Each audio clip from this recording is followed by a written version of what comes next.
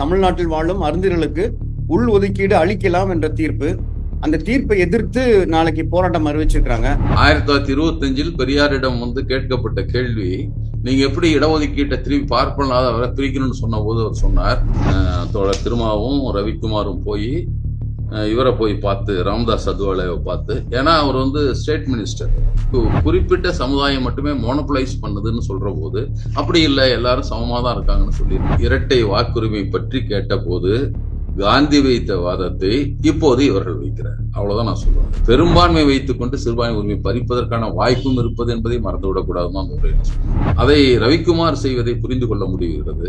ஆனா திருமாவளவன் எப்படி இதற்கு, அவர் தோழர் எப்படி இதுக்கு மாநிலத்துக்கு அதிக உரிமை வேண்டும் என்று கேட்கிற தமிழ் தேசிய ஆதரவு குரல் எழுப்புகிற தோழர் திருமாவர்கள் எப்படி இந்த மாநிலத்துக்கு உரிமை இருக்கக்கூடாதுன்னு சொல்லுவாரு. இந்த ஒட்டுமொத்த பட்டியலையே அவங்க உடைச்சிட்டு போயிருவாங்க, அரசியல் லாபத்துக்காக பயன்படுத்திடுவாங்க அப்படின்னு சொல்றாங்க. ஆதி திராவிடர் என்ற சொல் பட்டியலின மக்களுக்கு பொது பெயராகவும் அதில் இருக்கிற ஒரு பகுதியினருக்கு சிறப்பு பெயராகவும் இருக்கு, ரெண்டு இருக்கு. அப்ப எப்படி அந்த எண்ணிக்கையை நாம் ஏற்றுக்கொள்வது, புரிந்து கொள்வது என்பது எனக்கு நமக்கு நோக்கம் எல்லோருக்கும் போய் சேர வேண்டும் என்பது. சேரலன்னு தெரியற போது அதுக்கு என்ன குறை என்று பார்த்து இவங்க அப்பீல் போலாம், 7 பெஞ்சுக்கு போலாம், அதுதான் பண்ண போறேன்னு சொல்றாங்க.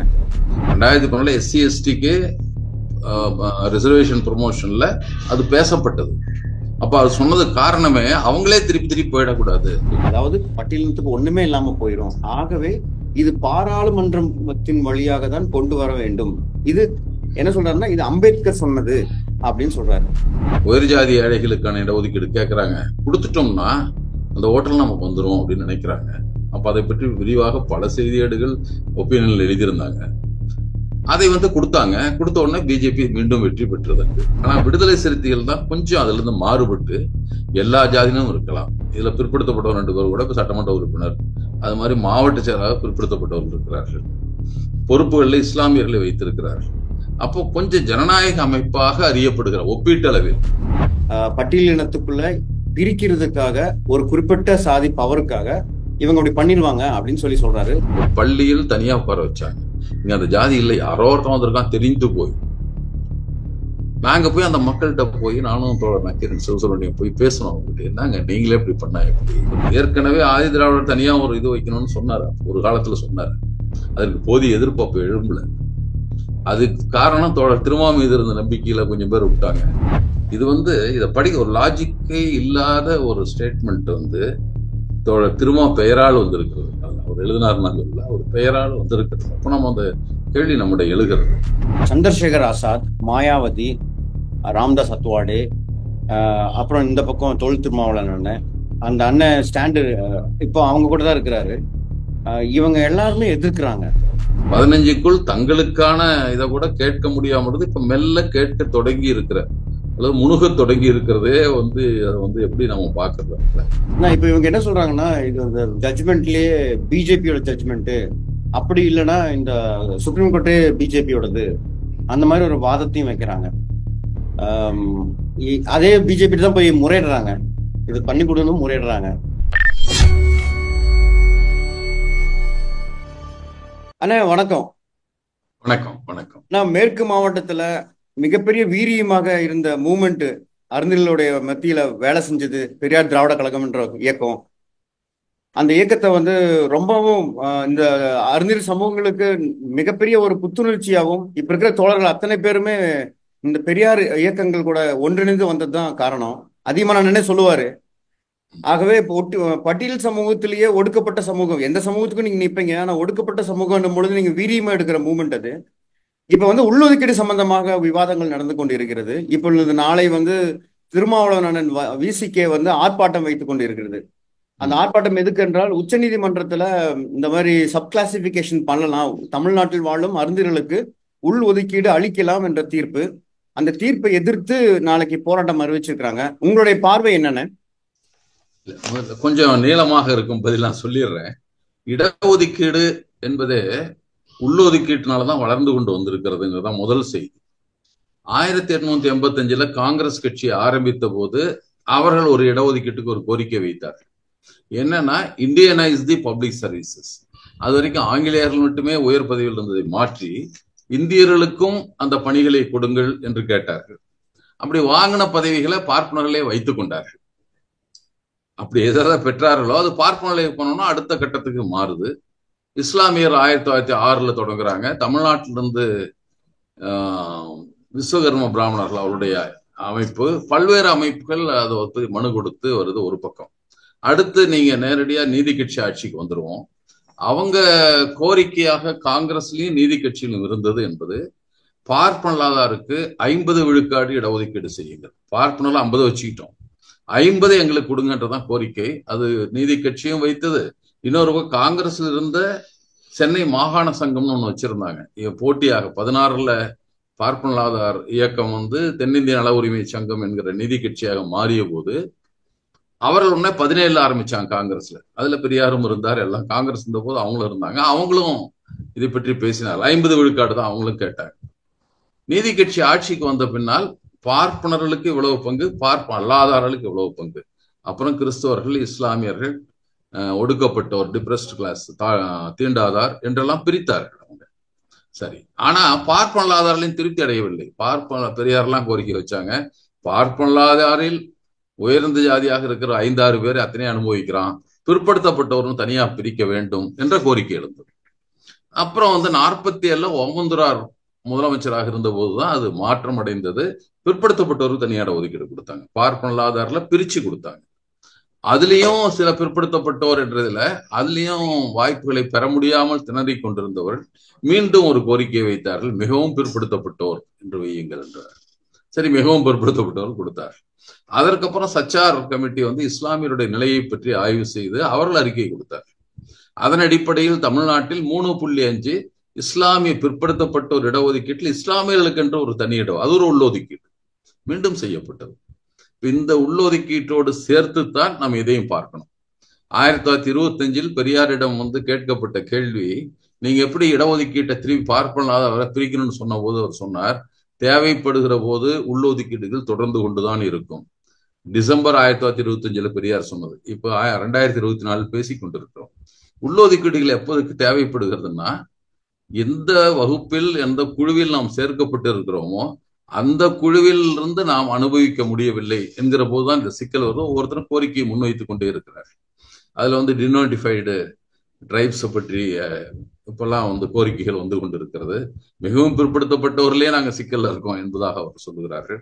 இப்படிலாம் இருக்கிற போதுதான் தாழ்த்தப்பட்டோர் என்கிற அல்லது பட்டியல் இனத்தவர் என்று பட்டியல்படுத்தப்பட்டிருக்கிற அந்த சமூகத்தில் அந்த கோரிக்கைகள் எழுந்தன. அதுதான் ஆந்திராவில், தமிழ்நாட்டில், பஞ்சாபில், ஹரியானாவில் எல்லாத்திலையும் சிக்கலாக மாறியது. இப்போ இந்த தீர்ப்பு, அண்மையில் வந்த தீர்ப்பு சொல்லுவது என்னவென்றால், நீங்க சப்கிளாசிஃபை பண்ணலாம் என்று சொல்லுகிறார். அவ்வளவுதான். சப் கோட்டா கொடுக்கறதுக்கான உரிமை உண்டு என்பதைத்தான் அந்த தீர்ப்பு சொல்லுகிறது. அதை மாநில அரசை முடிவு செய்து கொள்ளலாம் என்று சொல்லுகிறார்கள். இப்போ இதுல எழுந்திருக்கிறது என்பது இதுல கிரீமி லேயர் என்ற ஒன்றை சொல்லிவிட்டார்கள் என்பதுதான் அந்த போராட்டத்துல இந்த அறிக்கையில அதையும் சொல்றாங்க, கிரீமி லேயர்னு சொல்லிட்டாங்க. அதுல மிக அது இந்த லிட்டிகேஷன்ல ஒரு செய்தியாக வைக்கப்படவில்லை, முன்வைக்கப்படாத ஒரு செய்தியை பற்றி அதுல எழுதியிருக்காங்க. அது எந்த தீர்ப்புல அது கட்டுப்படுத்த போவதில்லை என்றாலும் கூட அதுல 2 பேரை மிக தெளிவாக சொல்லலாம். சந்திரசூட் ஒருவர் தலைமை நீதிபதி, இன்னொருவர் கவாய். 2 நீதிபதிகள் அது கருத்து சொல்றாங்க. முதல்ல இவர் என்ன சொல்றாருன்னா, மிக தெளிவான தரவுகளை திரட்டி அதன் அடிப்படையில் கொடுக்க வேண்டும், இல்லைன்னா இந்த சப்கலேஷன் ஒத்துக்க மாட்டோங்கிறப்ப சந்திரசூட்டுடைய நிலை. கவாய் அவர்கள் தன்னுடைய தீர்ப்பில் சொல்லுகிற போது, கிரீமி லேயர் என்று சொல்லுகிற போது அவர் அதுல சொல்ற 2-3 விஷயம் அதை கவனிக்கணும். ஒன்று, அந்த 7 பேர் அடங்கிய ஆயத்தில் பட்டியலினத்தை சார்ந்தவர் அவர் மட்டும்தான். அவர் அதுல சொல்றாரு, நான் சொல்ற கிரீமி லேயர் என்பதை சில பேருக்கு போய் சேரவே இல்லை என்பதால் அதை நாங்கள் பேசுகிறோம். அதுல அவர் மிக அழகாக சொல்றாரு, prevent reservation benefits being monopolized by a few and ensure that reservation do not perpetuate inequality within the scheduled caste and scheduled tribes. அதனாலதான் நாங்க இதை சொல்ல வேண்டியிருக்கு என்று சொல்லிவிட்டு அதற்கு அடுத்து சொல்றாரு, கிரீமி லேயர் என்று நாங்கள் சொல்லுவது கூட could be different from the criteria applicable to the other backward classes. Other backward clasesல கிரீமி லேயர்னு சொல்லி இதை பணத்தை வச்சுட்டான். அந்த பொருளில் கூட நான் அதை பத்தி சொல்லல. அந்த கிரீமி லேயர் இவங்க அதை சொல்றாங்க, பொருளாதார அடிப்படையா அப்படியா இப்படியான்னு பேசுறாங்க. அவர் அதுல சொன்னது கூட அது தீர்ப்பில் அடங்காத ஒன்று, அடங்கியதாக கருதினால் கூட அதுல வேறு வகையான கிரீமி லேயர். ஏன்னா அது என்ன, வாய்ப்பு பெற்றவர்கள். இப்போ சோசியல் அண்ட் எஜுகேஷனலி பேக்வேர்டு என்று சொல்லுகிற போது நமக்குள்ள அரசுக்குள்ள ஆற்றல், அவங்களுடைய அரசு இயந்திரங்களுடைய செயல் திறமை எல்லாம் வச்சுட்டு எஜுகேஷனலி பேக்வேர்டு பத்தி நம்ம பாக்குறதே இல்லை. வெறும் சோஷியலி பேக்வேர்டு மட்டும் தான் பார்த்துட்டு இருக்கோம். இப்ப அதனாலதான் ஜாதி அடிப்படையில் கொடுக்குறோம்னு சொல்றோம்.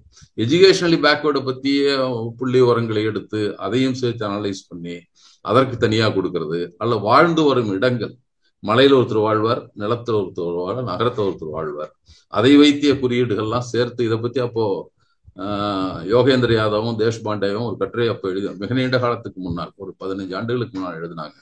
அப்படிப்பட்ட மெக்கானிசம் நம்மிடம் இல்லை. எனவே ஒரு சோசியலி பேக்வர்ட் மட்டும் வச்சுட்டு இருக்கோம்.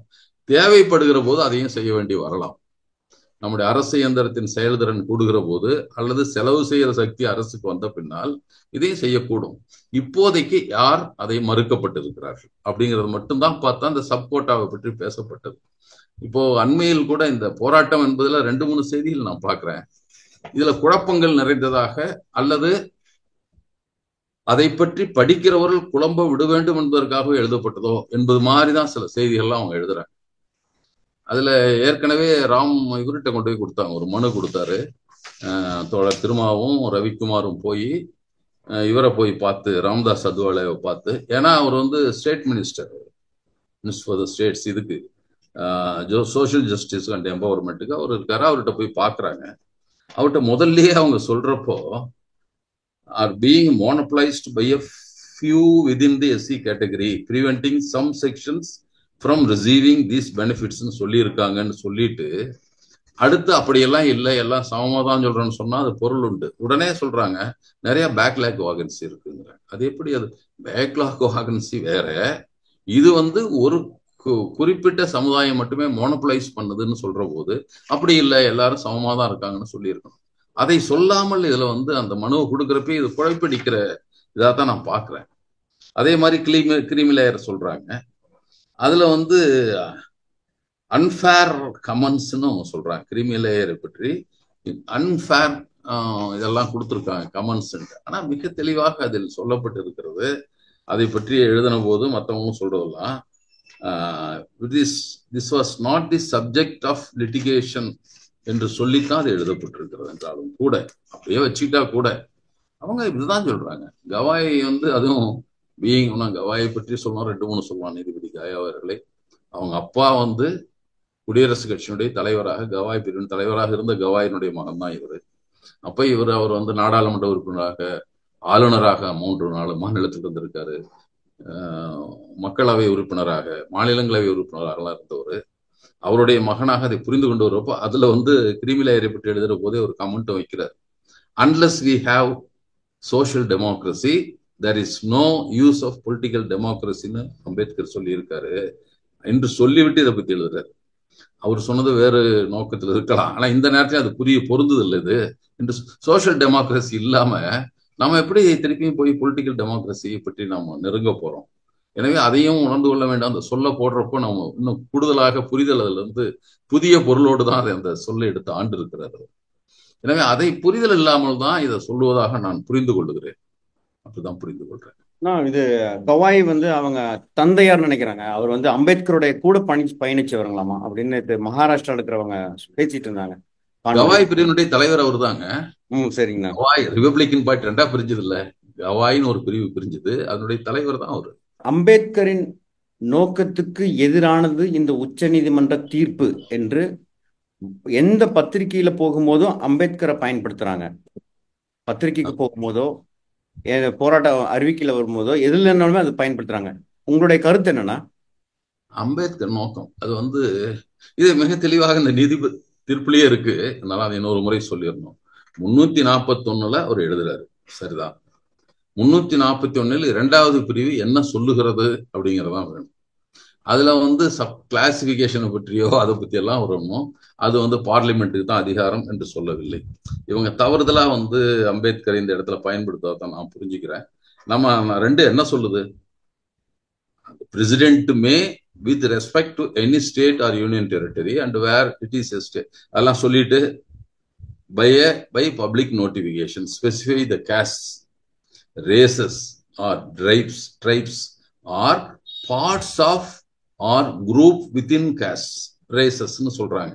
எதற்கு சொல்லுகிறார் என்று நான் புரிந்து கொள்கிறேன் என்றால், இப்போ சில ஜாதிகளை வந்து குறவர்கள் அப்படின்னு ஒரு ஜாதி இருக்கு, அதுல இருக்க ஒரு பிரிவு மட்டும்தான் எஸ்சியில இருக்கு, மற்ற பிரிவுகள்லாம் இல்லை. அப்ப அதுல வந்து ஒரு குழுவையோ ஒரு சப் குரூப்பையோ இதுல சேர்க்கறத அவர் முடிவு பண்ணுவாங்க, பார்லிமெண்ட் ரெக்கமெண்ட் பண்ணி அதை சேர்ப்பார்னு சொல்லி இருக்கே தவிர பிரிப்பதை பற்றி அதுல எதுவுமே கிடையாதுங்கிறது தான். நீக்குவது சேர்ப்பதை பற்றி தான் பேசி, அது அழகாக இவர் சொல்லியிருக்காரு. காவாய் தன்னுடைய ஜட்மெண்ட்ல நன்றாக புரிந்து கொள்ளுங்கள் அப்படிலாம் அதுல இல்லைன்னு தான் அவர் சொல்றாரு. காவாய் சொல்லுகிற போது அவருக்கு எக்ஸ்க்ளூட் அண்ட் நல்ல வார்த்தையை அழகா அதுல பயன்படுத்தியிருப்பார். காவாய் பயன்படுத்துகிற போது ஒரு சொல்லை பயன்படுத்துகிறார். Gavai clarified that power of parliament under article 341 and 342 to include or exclude communities from the scheduled caste and scheduled tribes list did not preclude the state from making subclassification to ensure equitable distribution of reservation benefits. அதுக்கு அது சொல்லவே இல்லையே, சேர்ப்பதை பற்றி நீக்குவதை பற்றி பேசியிருக்கிறதே தவிர சப்கிளாசிபிகேஷன் அந்த ரெண்டு பிரிவு இல்லையே என்று அவர் மிக தெளிவாக அதை குறிப்பிடுகிறார். அதுதான் உண்மையும் கூட. நீங்க மீண்டும் படிச்சா 2-3 திருப்பி படிச்சா தெரியும், அல்லது யாரும் படிக்க போவதில்லை என்ற தைரியத்திலும் சொல்லி இருக்கலாம், சொல்லிவிட்டா ஒத்துக்குவாங்க என்று. அப்படியெல்லாம் இல்லை, அந்த பிரிவில் இல்லை. சேர்த்து கொள்வதை பற்றி அல்லது வளர்ந்து விட்டார்கள் என்று கருதி அவர்கள் நீக்குவதை பற்றி நாடாளுமன்றம் பரிந்துரைத்ததை ஏற்று அவர் ஒரு அறிவிக்கையை கொடுப்பார், ஒரு நோட்டிபிகேஷன் கொடுப்பாரு. அப்படிதான் செய்ய முடியும் என்று சொல்லுகிறார்களே தவிர எந்த இடத்திலும் சப்கிளாசிபிகேஷன் மீது அந்த பிரிவு சொல்லப்படவில்லை. அதை தவறாக பொருள் கூறுவதாகத்தான் நான் சொல்லுகிறேன். ரவிக்குமார் தோழர், தலித்துகளுக்கு அவர்களின் ஒரே பலம் அவர்களின் எண்ணிக்கை பலம். உச்ச நீதிமன்றம் அவர்களின் உரிமையை ரத்து செய்ய நினைக்கிறது இந்த தீர்ப்பின் வழியாக. உங்களுடைய பார்வை என்ன? அது கூடவே தேவேந்திரர்கள் பட்டியலை விட்டு வெளியேறுகிறோம் என்று கூறும் பொழுது இவர்கள் அதை ஆதரித்தனர். அப்பொழுது இந்த வாதத்தை வைக்கவில்லை. இவர்கள் அறிஞர்கள் வந்து உள்ளதான் இருக்கிறோன்றாங்க. உங்களுடைய இதுல அது பெரிய அதுதான் என்னன்னா எண்ணிக்கை பலம். இது வந்து நீங்க ஒரு ஒப்பீடு சொன்னால் சரியா இருக்கும்னு நினைக்கிறேன். எப்போது தனி தொகுதி இரட்டை வாக்குரிமை பற்றி கேட்ட போது காந்தி வைத்த வாதத்தை இப்போது இவர்கள் வைக்கிறார். அவ்வளவுதான் நான் சொல்லுவேன். இதுல காந்தி இந்துக்களை பிரிக்காதீர்கள்னாரு.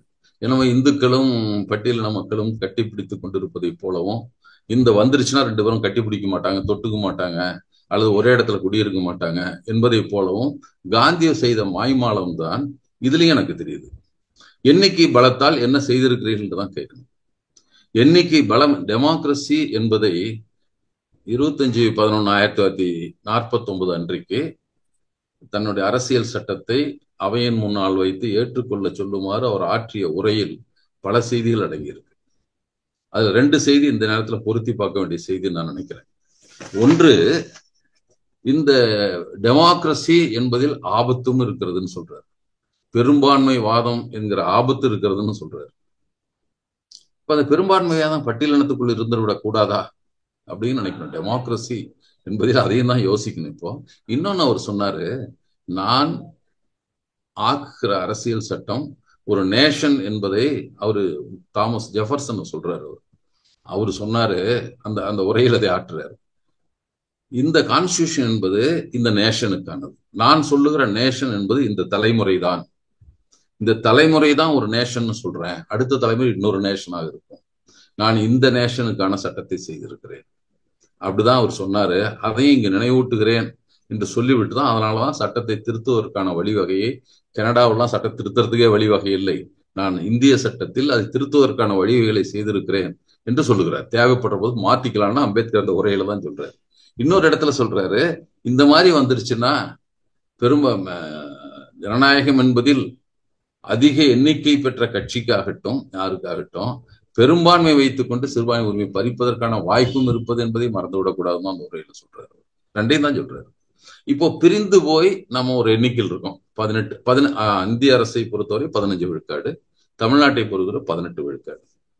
அதுல ஒண்ணுன்னா இன்னொன்னு இவன் கேட்கலாம், இப்ப இன்னொன்னு கேட்கறாங்க, அது சரின்னு கேட்க சொல்றாங்க. ப்ரொபோர்ஷனேட் டு தி பாப்புலேஷன் கொடுக்கணும், உயர்த்தணும்னு சொல்றாங்க. அது அரசியல் சட்டத்துல அப்படிதான் சொல்றாரு அவர். இடஒதுக்கீட்டை பற்றி சொல்லுகிற போது அவங்களுக்கு proportionate to as nearly as may be proportionate to population என்ற சொல்லை சொல்றார். அவருடைய எண்ணிக்கைக்கு தகுந்த அளவுக்கு முடிந்தவரை அவருடைய இடஒதுக்கீட்டை கொடுக்க வேண்டும், இதுதான் சொல்றாங்க. அதுல ப்ரொபோர்ஷனேட் கேட்கறது சரி, என்னை உயர்த்த வேண்டும் என்று அதில் உள்ள நடைமுறை சிக்கல்கள் வேறு, கோரிக்கை சரி, அது கேட்கறாங்க, அதை நாம மறுக்கல, அதுல மறுக்கல. ஆனா இதற்குள்ளே இருந்து கொண்டுதான் இப்போ ஒரு சின்ன எடுத்துக்காட்டு, கரடி சித்தூரில் என்ன நடந்தது? ஒற்றுமைதான், அது வெவ்வேறு ஜாதியாக இல்லையா? இதுலயே சொல்றாரு இவரு சந்திரசூட் சொல்றாரு, அது ஒன்னும் ஹெட்ரோஜீனியஸ் தான் இருக்கே தவிர ஹோமோஜி இதா இல்லை அப்படின்னு அவர் சொல்றாரு. தனித்தனிதான் இருக்காங்க, ஜாதிகளாக இருக்கிறார்கள், ஒன்று கூடி ஒரு குடையின் கீழ் இருக்கிறார்கள், அவ்வளவுதான். அதனால போனதுனால நாங்க பட்டியலினத்து உரிமையெல்லாம் மறுக்க போகிறோம் என்று அவர் பேச போவதில்லை. நீங்க சொன்ன மாதிரி தேவேந்திரர்கள் வைத்த கோரிக்கைக்கும், தேவேந்திரர்கள் அல்ல, தேவேந்திரர்கள் ஒரு சிலர் வைத்த கோரிக்கைக்கும், எல்லா மக்களும் வைக்கல, அவர்கள் வைத்த கோரிக்கையும் இதுக்கு நிறைய வேறுபாடு இருக்கு. எனவே அந்த சொல்றதுல நியாயம் இருப்பதாகவே எனக்கு புரியுது இல்லை. அது தவறாக ஒரு சொல்லை தவறாக பண்றதுதான். அதை ரவிக்குமார் செய்வதை புரிந்து கொள்ள முடிகிறது. ஆனா திருமாவளவன் எப்படி இதற்கு, அவர் தோழர் எப்படி இதுக்கு ஒப்புதல் கொடுத்தார் அல்லது இணைந்து நிற்கிறார் என்பதுலதான் எனக்கு கொஞ்சம் குழப்பம் இருக்கு. ஒரு ஜனநாயகவாதியாக நாம் கருதப்பட்டிருக்கிற அவர் எப்படி இருக்காருன்னு எனக்கு கொஞ்சம் அதுல குழப்பம் இருந்து கொண்டே இருக்கிறது. அதை அவர் நமக்கு தெளிவாக விளக்கணும். ஏன்னா 2 நாளைக்கு முந்தி ஒரு இது பார்த்தோம், ஒரு வீடியோ வந்திருந்தது. அந்த வீடியோவில் சொல்லியிருந்த ஒரு சப் கோட்டா வேறு, சப் கேட்டகரைசேஷன் வேறு என்று வேறுபடுத்தி பேசினார். 2 நாளைக்கு முந்தி தான் அந்த வீடியோ வந்தது. இப்போ சப் கோட்டாவே இருக்கிற மாதிரிலாம் அந்த சொற்கள்லாம் இருக்கு. மாநிலத்துக்கு அதிக உரிமை வேண்டும் என்று கேட்கிற தமிழ் தேசிய ஆதரவு குரல் எழுப்புகிற தோழர் திருமாவர்கள் எப்படி இந்த மாநிலத்துக்கு உரிமை இருக்கக்கூடாதுன்னு சொல்லுவாரு? ஒரு செய்தியை அந்தந்த மாநிலத்துக்குள்ள சிக்கல்களை, பாதி திராவிடர், அருந்ததியர், தேவேந்திரர் என்று இருக்கிற சிக்கல்களை 543 உறுப்பினர்களுக்கு தெரியாது, 40 உறுப்பினர்களுக்கு தெரியும். ஆனா 543 பேர் எப்படி முடிவு பண்ண நம்ம ஏத்துக்க முடியும்? புரிந்து கொள்ளாதவர்கள் 541 பேர், 2-3 பேர் இருக்காங்க. புரிந்து கொண்டவர்கள் 40 பேர் தான் இருக்காங்க. 40 பேர் தான் சட்டம் இயற்ற வேண்டும், இங்க மாநிலம் செய்யக்கூடாதுங்கிறப்ப எப்படி அவங்க புரிஞ்சுக்குவாங்க? இந்த சிக்கலே அவர்களுக்கு புரியாது. இது என்ன இவங்களுக்குள்ள இருக்க சிக்கல் என்று கூட புரியாது. எனவே அது எனக்கு மாநிலத்திற்கு அதிகாரம் வேண்டும் என்பது எங்க ஸ்டேட்டை பத்தி நாங்க முடிவு பண்ணிக்கிறோம் ஐயா என்று கேட்பது தானே. அது எப்படி வேண்டான்னு சொல்றாங்க? அது அதிகாரம் கொடுக்க கூடாது என்று சொல்கிறார்கள். அவரு கிளாசிபிகேஷன் இதெல்லாம் சொல்றாரு, இதை கேட்டகரைசேஷன் சொல்றாரு. அது தவறா இருந்தா உச்சநீதிமன்றம் ரத்து பண்ண போகுது. கேட்டகரைசேஷன் தானே முதல்லயே செஞ்சாங்க. இப்போ நம்ம ஒரு ஆணையம் வைத்ததை போல ஆந்திராவும் ஒரு ஆணையம் வைத்திருந்தது. ஆனாலும் அது செய்தது சரியல்ல. இங்கே நீதிபதி ஜனார்தனம் தலைமையில் குழு வைத்து அறிக்கை பெற்று அந்த உள்ளொதுக்கீட்டை செய்தது போலத்தான் அவங்க செஞ்சாங்க. ஆனா அதுல தவறு இருந்த போது, போதிய தரவுகள் இல்லை என்கிற போது, அதை அரசியல் சட்டத்துக்கு முரணாக இருக்கிற போது நீதிமன்றம் ரத்து செஞ்சுட்டு போகுது. அதுல என்ன இருக்கு? ரத்து செய்திருக்கிறார்களே ஏற்கனவே கொடுத்தத. ஏன் நம்ம அப்படி அச்சப்பட வேண்டும் என்று எனக்கு தெரியல. எனக்கு அது நாடாளுமன்றத்தை கொடுக்கறது தான் ஆபத்தானதே தவிர மாநிலத்துக்கு அரசு கொடுப்பது தவறானதுன்னு சொல்றதே எனக்கு வேடிக்கையாகத்தான் இருக்கு. ஒரு பக்கம் தமிழ் தேசிய குரலும் தமிழ்நாடு மாநில உரிமைகளுக்கும் பேசிக்கொண்டிருக்கிற நாம் சொல்லக்கூடாது, மத்தவங்க சொல்லணும். அந்த சோ கால்டு தேசியவாதின்னு சொல்றாங்க, இந்திய தேசியம் பேசுறோம்னா கூட ஒரு பொருள் இருக்கு. இப்போ நீங்க சொல்றது புரியுதுன்னா, அது சம்பந்தமா ஒரு கேள்வி என்னன்னா, உள் ஒதுக்கீடை நான் ஆதரிக்கிறேன் இப்பயும் சொல்றாரு. தமிழ்நாட்டில் கொடுக்கக்கூடிய கோட்டாவை நான் ஆதரிக்கிறேன், ஆனால் மாநிலங்களுக்கு கொடுக்க கூடாதுன்னு சொல்றாரு. மாநில உரிமை கொடுக்க கூடாதுன்னு நீங்க எக்ஸ்பிளைன் பண்ணீங்க. ஆனா அதுக்கு ஒரு காரணம் வைக்கிறார். என்ன வைக்கிறார் என்றால், இந்த ஒட்டுமொத்த பட்டியலையே அவங்க உடைச்சிட்டு போயிடுவாங்க, அரசியல் லாபத்துக்காக பயன்படுத்திடுவாங்க அப்படின்னு சொல்றாங்க. சுப்ரீம் கோர்ட் ஜட்மெண்ட்ல அந்த மாதிரி ஒரு கிளாஸ் இருக்கானே, அந்த மாதிரி செய்யறதுக்கு வாய்ப்புகள் இருக்கா? இதுக்கு சப் கேட்டகரைசேஷன் பண்ணாலும் அவங்க எஸ்சியா தான் இருப்பாங்க, அவங்க வேற என்ன ஆயிட போறாங்க? நீங்க சொல்ற 15 விழுக்காடு அப்படியே தான் இருக்கும். அதற்குள் பிரித்தாலும் இப்போ பிரிந்திருக்கிறார்கள் என்ற யதார்த்தத்தை மறைத்து விட்டு நம்ம பேச முடியாது. நான் 2 செய்தியை சொன்னோம், எனக்கு நினைவு வர்ற இப்போதைக்கு உடனடி நினைவு தான் ஏற்கனவே கரடி சித்தூர் சொன்னேன். அது அருந்ததியர் மீதான தாக்குதல் ஆதி திராவிடர் சார்பாக நடத்தப்பட்ட தாக்குதல் தான். இன்னொன்னு, இங்கே திருபுவனம் அருகிலே ஒரு கொலை, கோகுலவாணின்னு நினைக்கிற அந்த பொண்ணு பேரு. ஆதி திராவிட சமுதாயத்தை சேர்ந்த அந்த பெண் அருந்ததிய இளைஞனை திருமணம் செய்து கொண்டதற்காக சொந்த தந்தையே வெட்டி ஒன்று உயிரோடு இருக்கிறப்ப எரிச்சிட்டார் என்ற செய்தி நாம் படிச்சிருக்கோம். அது என்னவா இருக்கு? எப்படி அது இல்லையா? அது இளவரசன் தொடர்ந்து அது தொடர்ச்சியா அந்த 2 ஆண்டுகள்லயே நடந்தது. புதுச்சேரி அருகில, திருபுவனத்துக்கு பக்கத்துல புதுச்சேரியில் நடந்ததுதான் இது. காவல்துறை வருவதற்கு முன்னால வர்றப்போ நெறிஞ்சிட்டு இருக்கு, காவல்துறை பேசாம நின்னுட்டாங்க, வேற ஒன்றும் செய்ய முடியல. அது மாதிரி நடந்தது. அது எப்படி நம்ம எப்படி அதை புரிந்து கொள்வதுங்கிறது தான். எனவே அவர்கள் எல்லாமே தான். ஆனா அவர்களுக்குள் வேறுபாடுகள் இருக்கிறது என்பதை நாம் மறைச்சிடக்கூடாது. யதார்த்தத்தை ஏற்றுக்கொண்டுதான் அதுக்கு மேல போகணுமே தவிர, நம் விருப்பத்தை தத்துவத்துக்கு நாம் சொல்லுகிற தீர்வின் மீது ஏற்றக்கூடாது. நம் விருப்பத்தை தீர்வாக சொல்லக்கூடாது. யதார்த்தத்துல எது தீர்வாக இருக்கும் அப்படிதான் நம்ம சொல்றதுதான் சரி.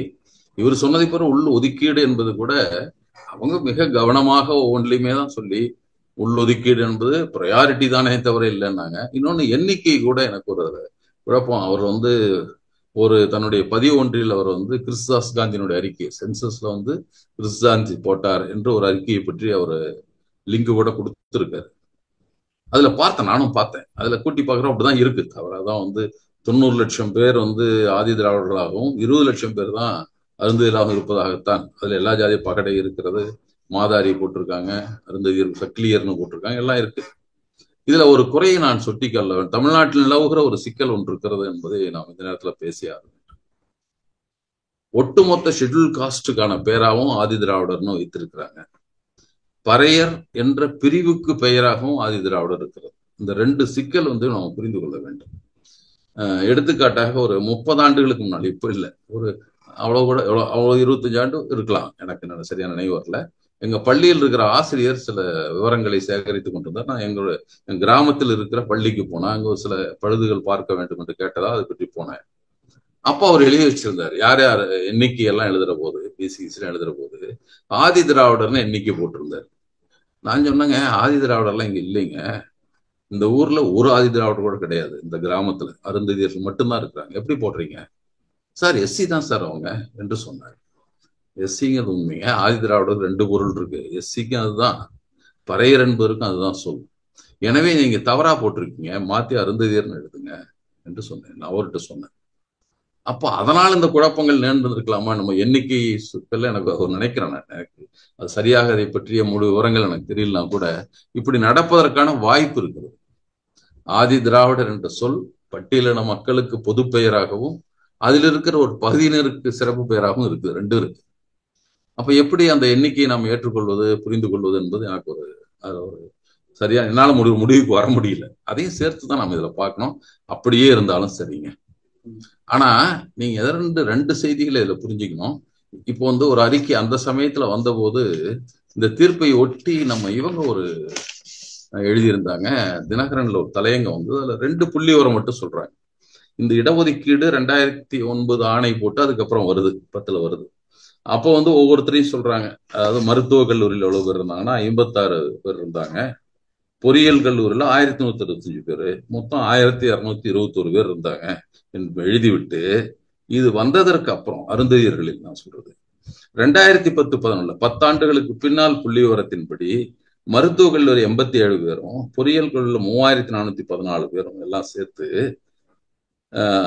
52,000 மன்னிக்கணும், அது உயர்ந்தது 3487 3000 உயர்ந்தது. 3500 உயர்ந்து 1200 3500 உயர்ந்து இருக்கிறது. மொத்த மாணவர்கள் பார்த்தா 52,000 உயர்ந்து இருக்கிறது என்று அவர்கள் சொல்லியிருக்கிறார். 2 கல்லூரிலையும் 100 எல்லாம் சேர்ந்து இவ்வளவு உயர்ந்து இருக்கிறது என்று சொல்கிறார். அப்ப இந்த இடஒதுக்கீட்டால் இதுவரை பலன் பெற முடியாதவர்கள் ஒரு பெரிய எண்ணிக்கை, 2 மடங்குக்கு அதிகமாக புதுசா சேர்றாங்கன்னா இவ்வளவு நாள் அதை அனுபவிக்க முடியாத அந்த பின்தங்கிதான் நின்றுருக்காங்க அவங்க. அதை ஏன் அதை நம்ம கருத்தில் கொள்ளக்கூடாது? இப்ப அந்த ஜனநாயகம் என்பது எல்லாருக்கும் எல்லாம் போய் சேர வேண்டியது. ஜனநாயகம் என்பது பெரும்பான்மையர் முடிவல்ல, சிறுபான்மையரை பாதுகாப்பதுதான் ஜனநாயகம் என்று சொல்லுவார்கள். அப்படி பார்த்தா பெரும்பான்மையாக இருப்பவர்கள் தான் சிறுபான்மையாக இருக்கிற மக்கள் மீது கூடுதல் அக்கறை செலுத்தி அவர்கள் உயர்வதற்கும் வழிகொள்ளும். அப்பதான் சமத்துவ சமுதாயம் படைக்க முடியும். இதைத்தான் என்னுடைய கருத்தாக நான் இப்ப சொல்ல வைக்கிறேன். 1931 தந்தை பெரியார் உள் ஒதுக்கீடு வேண்டும் என்று விடுதலையில் எழுதுகிறார். அதில் ஆதி திராவிடர் என்று 7 சாதிகள் உள்ளது, அதில் குதிரை வண்ணார் போன்ற சாதி சமூகங்கள் புறக்கணிக்கப்படுவார்கள் அப்படின்னு எழுதுறாரு 1931. அவரு 1925 எழுதியிருக்காருன்னு சொன்னேன் அது உள்ளொதுக்கீட்டு. கொஞ்சம் அப்படியே சொல்லிருங்கண்ணா, எந்த இதுல சொன்னாரு, அவர் சொன்னது எந்த அளவுக்கு உண்மையாக இருக்கிறது? அதான் உள்ளொதுக்கீடுகள் என்பது எதுக்காக சொல்றாருன்னா, நீங்க பார்ப்பனலாம் கேட்டு அதுல வேற திருப்பி பிரிக்கினீங்க என்று கேட்கிற போது இந்த குரல் வருது. ஆமா, நான் முதல்ல பார்க்காத செய்திகளை புதிதாக புரிந்து கொள்கிற போது அதற்கான மாற்றங்கள் செய்து கொள்ள வேண்டும். தேவையானால் இதற்கு பின்னாலும் உள்ளொதுக்கீடு தேவைப்படலாம் அப்படின்னு எழுதுறாரு. இன்னும் உங்களுக்கு வரை கொடுத்துட்டு தான் இருந்தாலும் நமக்கு நோக்கம் எல்லோருக்கும் போய் சேர வேண்டும் என்பது. சேரலன்னு தெரிகிற போது அதுக்கு என்ன குறை என்று பார்த்து அதுல ஏதாவது ஒரு உள்ளொதுக்கீடு செஞ்சாதான் சரியா இருக்குன்னா செஞ்சுட்டு போலாமே, அதுல ஏன் என்ன தடை எதுலன்னு கேட்கிறாரு. அதான் கேட்டாரு கேள்வி. நீங்க 6 பிரிவா தான் வச்சிருப்போம், 5 பிரிவா தான் வச்சிருப்போம்னு ஏன் நினைக்கிறீங்க? அப்போ இருந்த பிரிவுகள் பார்ப்பனர், பார்ப்பனலாதார், இந்துக்களை பொறுத்தவரை தீண்டாதார், 3 பிரிவு தான் இருக்கு. இஸ்லாமியர் கிறிஸ்தவர் விட்டுருங்க, அதுல வர்றதில்லை. இந்த 3 பிரிவு, இந்த 3 பிரிவுல பார்ப்பனலாதாரா 2ஆ பிரிக்கணும், பிற்படுத்தப்பட்டவர்னு பிரிக்கணும்னு சொல்றப்பதான் இந்த சிக்கல் வருது. நீங்க என்ன பார்ப்பனலாதாரை திருப்பி வேற பிரிக்க சொல்றீங்க? அப்ப சொல்ற ஆமா பிரிச்சாகணும், அவங்களுக்கு போய் சேரலன்னா அது போய் சேர வேண்டும் என்பதற்காக பிரித்தாக வேண்டி இருக்கிறது. அதுல திருப்பி ஏதாவது சிக்கலும் திருப்பி பிரிக்கணும். இப்ப மோஸ்ட் பேக்வேர்டு பிரிச்சுட்டாங்கல்ல, பிற்படுத்தப்பட்டவரையும் மிக பிற்படுத்த தனியா பிரிக்க வேண்டி வந்தது இல்ல, அந்த மாதிரி சிக்கல் வரும். அதையும் கூட பிரிச்சாங்களே போன ஆட்சியின் போது. அது குழப்பமா இருந்தா கூட வன்னியருக்குன்னு தனியா 10 இதெல்லாம் ஒரு குழுன்னு சொல்லி ஒரு கூட்டத்தை வச்சு அதுக்கு இவ்வளவு இதுக்கு இவ்வளவுன்னு பிரிச்சு அறிவிச்சாங்க. அது அறிவித்த கணக்கீடுகள் தவறு இருக்கலாம், தரவுகள் வேணும் தெளிவா சொல்லிடுவாங்க உச்ச நீதிமன்றம். சரியான தரவுகளோடு செஞ்சா சரி என்றுதான் அவங்க சொல்றாங்க. அதை சொல்லலாம். அது எப்படி உள்ளொதுக்கீடே கூடாது என்று பேசுவதில் நியாயம் இல்லை. ஆனா இவர் சொல்ற சொற்கள் சப் கிளாசிபிகேஷன் என்ன, சப் இதுனா என்னங்கிறத நமக்கு இப்ப குழப்பம். கோட்டானா என்னங்கிறதான் குழப்பம். ஜீவா டுடே என்ற யூடியூப் சேனலில் தேவேந்திரர்கள் மற்றும் பறையர்கள் ஒதுக்கீட்டில் பயன்படுத்துகிறார்கள், 2 சமூகம் மட்டும்தான் பயன்படுத்துறாங்க அப்படின்னு சொல்லி ஒரு வாதம் வைக்கிறாங்க ரவிக்குமார். அப்ப ரவிக்குமார் உடனே என்ன சொல்றாருன்னா, அருந்ததியர்கள் இல்ல 2 சாரார்கள் பயன்படுத்தி கொண்டிருக்கிறார்கள் அப்படின்னு இவரே குற்றம் சொல்றாரு. என்ன சொல்றாங்களோ இவரே குற்றம் சொல்றாரு. அந்த கருத்துல வெறும் 2 சாதிகள் மட்டும்தான் பயன்படுத்துகிறார்கள் என்று குற்றம் சுமத்துகிறார். உங்களுடைய பார்வை என்னன்னா? இருக்கக்கூடும், நமக்கு தெரியாது, அது நமக்கு சரியா தெரியல, இருக்கலாம், அப்படி கூட இருக்கலாம். ஏன்னா அதுலயும் மிகவும் பின்தங்கி கிராமப்புறங்களில் அப்படி இருக்கும் இருக்கலாம். நான் ஏற்கனவே சொன்ன மாதிரிதான், தேஷ்பாண்டேவும் யோகேந்திர யாதவும் எழுதின கட்டுரை தான். அவங்க வசிக்கிற இடம், பெறுகிற வருமானம், கல்வியில் இப்போது இருக்கிற நிலை, வேலை வாய்ப்பு இருக்கிற நிலை எல்லாம் பார்த்தீங்கன்னா ஒரு 2 உண்மைங்கிறத ஒத்துக்கிறாங்க.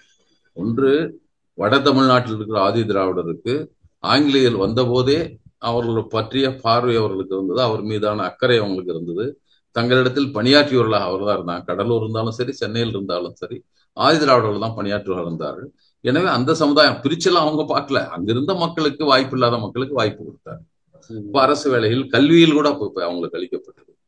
தென் தமிழகத்தில் இருக்கிற தேவேந்திரர்களுக்கு நில உடைமை இருக்கிறது. வேலை வாய்ப்பில் அப்போதே பெற்ற தொடக்க காலத்திலே பெறக்கூடிய வாய்ப்பு ஆதி திராவிடருக்கு இருந்ததை போல நில உடைமை என்பது தேவேந்திரர்களுக்கு இருக்கிறது. இன்னும் சொல்ல போனா அங்கு சொல்லிக் கொள்ளுகிற, தங்களை உயர் ஜாதியாக சொல்லிக் கொள்கிற, அதிக ஜாதியாக சொல்லிக் கொள்கிறோம், அதிக நில உடைமை கூட சில இடங்கள்ல இருக்கலாம். ஆனா இந்த 2ம் இல்லாத கூட்டம் தான் அருந்ததியர்கள். வேலை வாய்ப்பிலும் தங்களுக்கான பங்கை பெற முடியாமல், தங்களுக்கு நில உடைமை அற்றவர்களாக, முற்று முழுதாக நில உடைமை என்பது இப்படி போனா 1/2 ஏக்கர்ல கூட இருக்கலாம், அதுக்கு மேல நில உடைமை உள்ளவர்களாக நாம் பார்ப்பது அரிதிலும் அரிது. அப்படி இருக்கிற ஒரு சமுதாயம், நாம எல்லாம் சேர்ந்து அவங்க மேல அக்கறை கொள்ள வேண்டும். இன்னும் கொஞ்சம் தொலைவிலிருந்து பார்க்கிறதை விட அருகிலிருந்து ஒரு குழுவை சார்ந்தவர்கள் என்று கருதுகிறவர்கள் இன்னும் அக்கறையோட பார்க்கணும். இல்ல தொலைவிலிருந்து ஊர் சேரிங்கிறான், சரி, சேரியில் இருக்கிறவர்கள் இன்னும் கொஞ்சம் நல்லா தெரியும், ஊர்ல இருக்கணும் அதோட கம்மியா தெரியும், அக்ரஹாரத்துல இன்னும் கொஞ்சம் கம்மியா தெரியும். ஆனா உடன் இருந்தவர்களுக்கு கூட அதை புரியாமல் எப்படி போய்விடுங்கிறதா எனக்கு உள்ள கேள்வி. மத்திய அரசு, பாஜக அரசு தீர்ப்பு வந்த உடனேயே கிரிமிலேயர்களை நாங்கள் எதிர்க்கிறோம் அப்படின்னு சொல்லிட்டாங்க. நாங்களும் ஆதரிப்பு தருவதில்லைன்னு சொல்லியாச்சு. இப்போ மற்ற எந்த பிரச்சனையாக இருந்தாலுமே இவங்க அப்பீல் போலாம், 7 பெஞ்சுக்கு போலாம், அதுதான் பண்ண போறேன்னு சொல்றாங்க. இப்ப கோரிக்கையும் வச்சுட்டாங்க. ஆனா எதற்காக இவங்க ஆர்ப்பாட்டம் நடத்துகிறார்கள் என்று புரிவதில்லை. இந்த கோரிக்கைகள் அவர் வைத்திருக்கிற கோரிக்கையை தான் ஏற்கனவே சொன்னோம், துண்டறிக்கை சொன்னேன். துண்டறிக்கையில என்ன போடுறாங்கன்னா, கடைசியாக கோரிக்கை ஒன்று கிரீமி லேயர் குறித்து நீங்க சொன்ன கருத்தை நீக்குவதற்கு ஒன்றிய அரசை வலியுறுத்த வேண்டும் என்றும் அதை சொன்னாங்க. இது கொண்டு போய் 9ஆம் தேதி இது அறிவித்து விட்டதாக union cabinet on Friday categorically asserted that the principle of creamy layer does not apply to reservation அப்படின்னு சொல்லிட்டாங்க. அப்புறம் ஏன் இதை சொல்லுறான்னு இல்ல, இந்த இடத்துல திருப்பி ஒரு முறை கவாயிட்ட போக வேண்டியது. ஆனா அவர் தீர்ப்புல ஒரு செய்தியை சொல்றாரு. 2018ஆம் ஆண்டு இது போல ப்ரொமோஷன் ரிசர்வேஷன் ப்ரொமோஷன் வந்தது. அதுல ஒரு சொற்கள் சேர்த்தப்பட்டிருந்தது, cannot extend reservations in promotions to individuals from the scheduled caste and the scheduled tribes who belong to the creamy layer என்று இருந்தது. 2018 அப்படி போட்டிருந்தது. அது குறித்து எந்த எதிர்ப்பும் வரல. ஆனா இப்போ நான் சொல்றேன், அந்த கிரீமி லேயர் இருந்தால் கூட இது நான் சொல்றேன் ஓபிசி கிரீமி லேயர் மாதிரி நீங்க நினைச்சுக்க வேண்டாம். அது அந்த எந்த மக்களுக்கு போய் சேரலன்னு கருதுறோமோ அதற்கான ஒன்றை உருவாக்கணும் அப்படின்னு தான் அவர் சொல்றாரு. அவர் தீர்ப்புல சொல்லுகிற போது criteria for excluding the creamy layer from the scheduled caste and scheduled tribe for reservation could be different from criteria applicable to the other backward classes. அந்த மாதிரி நான் 8 லட்சம் வச்சிருக்கேன், அந்த மாதிரிலாம் நான் சொல்லல. ஆனா ஒரு உண்மை இருக்கிறது என்பதை ஒத்துக்கொள்ள வேண்டும். இது ஒரு சில பிரிவினருக்கு போய் சேரவே இல்லை என்பதை நாம் ஒத்துக்கணும் என்று சொல்லிட்டு தான் அதை சொல்றாரு. கிரீமி லேயரை பற்றி சொல்றாரு. அதை இந்த முறையில் இல்லாமல் கிரீமி லேயர்ன்றது அதனால் பலன் பெற்ற பிரிவினரை விட்டுட்டு பலன் பெறாத பிரிவுக்கு என்ற பொருளில் அதை எடுத்துக்கணுங்கிற மாதிரிதான் இந்த இதுல அவருடைய சொற்கள் அப்படிதான் நம்ம புரிஞ்சு கொள்ள வேண்டியிருக்கு. அது ஓபிசி மாதிரி நினைச்சுக்க வேண்டாம், பணம் சம்பாரிச்சவங்களாம் தள்ளி விட்டுருவோம்லாம் நினைக்காதீங்க அப்படின்னு தான் சொல்றாரு அவரு. அப்போ கொஞ்சம் புரியுற மாதிரி அது ஓகே, எனக்கு புரிஞ்சுது. சோஷியல் பேக்வர்ட்னஸ் அப்படின்னா சோஷியலி எம்பவர்ட்னு சொல்றாங்க. ஆமா, இதுக்காக சாதி ஒளிஞ்சதுன்னு சொல்றது இல்லை இல்லைங்களா? ஒரு சாதியில அப்படியே அதை பத்தி எல்லாம் காமெண்ட் அடிக்கிறது இல்லை. ஆனா அவர் புரிதல் என்னன்னா எக்கனாமிக் எம்பவர்மெண்ட் மட்டும் கிடையாது, சோஷியல் எம்பவர்மெண்ட் சொல்றாரு இல்லைங்களா? புரிஞ்சுக்கிறது. அப்போ ஒரு எக்ஸாம்பிள் சொல்லலாம், அவருடைய மெத்தடாலஜி எப்படி இருக்கும்னு சொல்லி இம்ப்ளிமெண்டேஷனுக்கு வரும்போது என்ன சொல்ல வர்றாருன்னா, எப்படி ஒருவேளை இம்ப்ளிமெண்ட் பண்றதாக இருந்தா ஏற்கனவே சொன்ன மாதிரிதான், this was not the subject to litigation அப்படின்னு சொல்லிட்டு தான் அதெல்லாம் வருது. ஆனாலும் அவங்களுக்கு எதுக்காக நான் என்ன நினைக்கிறேன்னா, இந்த சப் கோட்டாஸ் அல்லது சப் கிளாசிபிகேஷன்ஸை நியாயத்தை சொல்வதற்காக, அது இல்லைன்னா கூட அதுலயும் ஒரு கிரீமி லேயர் போர்ஷன் ஒன்று இருக்குது. 2018 பண்ணாங்க. ஏன் ப்ரொமோஷன்ல கிரீமி லேயர் கொடுக்க வேண்டியது இல்லைன்னு சொன்னாங்க. 2018 SC STக்கு ரிசர்வேஷன் ப்ரொமோஷன்ல அது பேசப்பட்டது. அப்ப அது சொன்னது காரணமே அவங்களே திருப்பி திருப்பி போயிடக்கூடாது, இன்னும் வாய்ப்பு மறுக்கப்பட்டிருக்க ஒரு குரூப் போட்டுன்னு தானே கொடுத்தாங்க. அத மாதிரிதான் சொல்றாரு.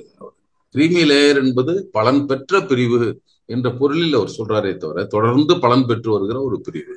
அதை நீக்கிட்டு இதுவரைக்கும் பலன் பெறாத குழுக்களுக்கு போய் சேருவதற்கான வழிவகை காண வேண்டும் அப்படிங்கிற பொருள் தான் அவங்க சொல்றாங்க. அது கூட தான் நான் ஏற்கனவே சொன்ன மாதிரி அது சப்ஜெக்ட் இதுல லிட்டிகேஷன் சப்ஜெக்ட் அது இல்லை என்றாலும் அதுதான் அதை நான் திருப்பி சொல்ல வேண்டியிருக்கு. ஆனா இப்போ தொழில் திருமாவளவன் அண்ணன் அவர் பேசுவது மிக ஒரு சாதாரண மக்களுக்கு புரியுது, ரொம்ப கஷ்டமா இருக்கு. அது கொஞ்சம் டீகோட் பண்ணி சொல்லுங்கண்ணா. ஏன்னா அண்ணன் ரொம்ப சின்ன டிவி சேனல்ல சின்ன பைட் தான் கொடுக்கறதுனால அண்ணன் சொல்றது கரெக்டா எங்களுக்கும் விளங்கல. ஞாபகம் சொல்லுங்க.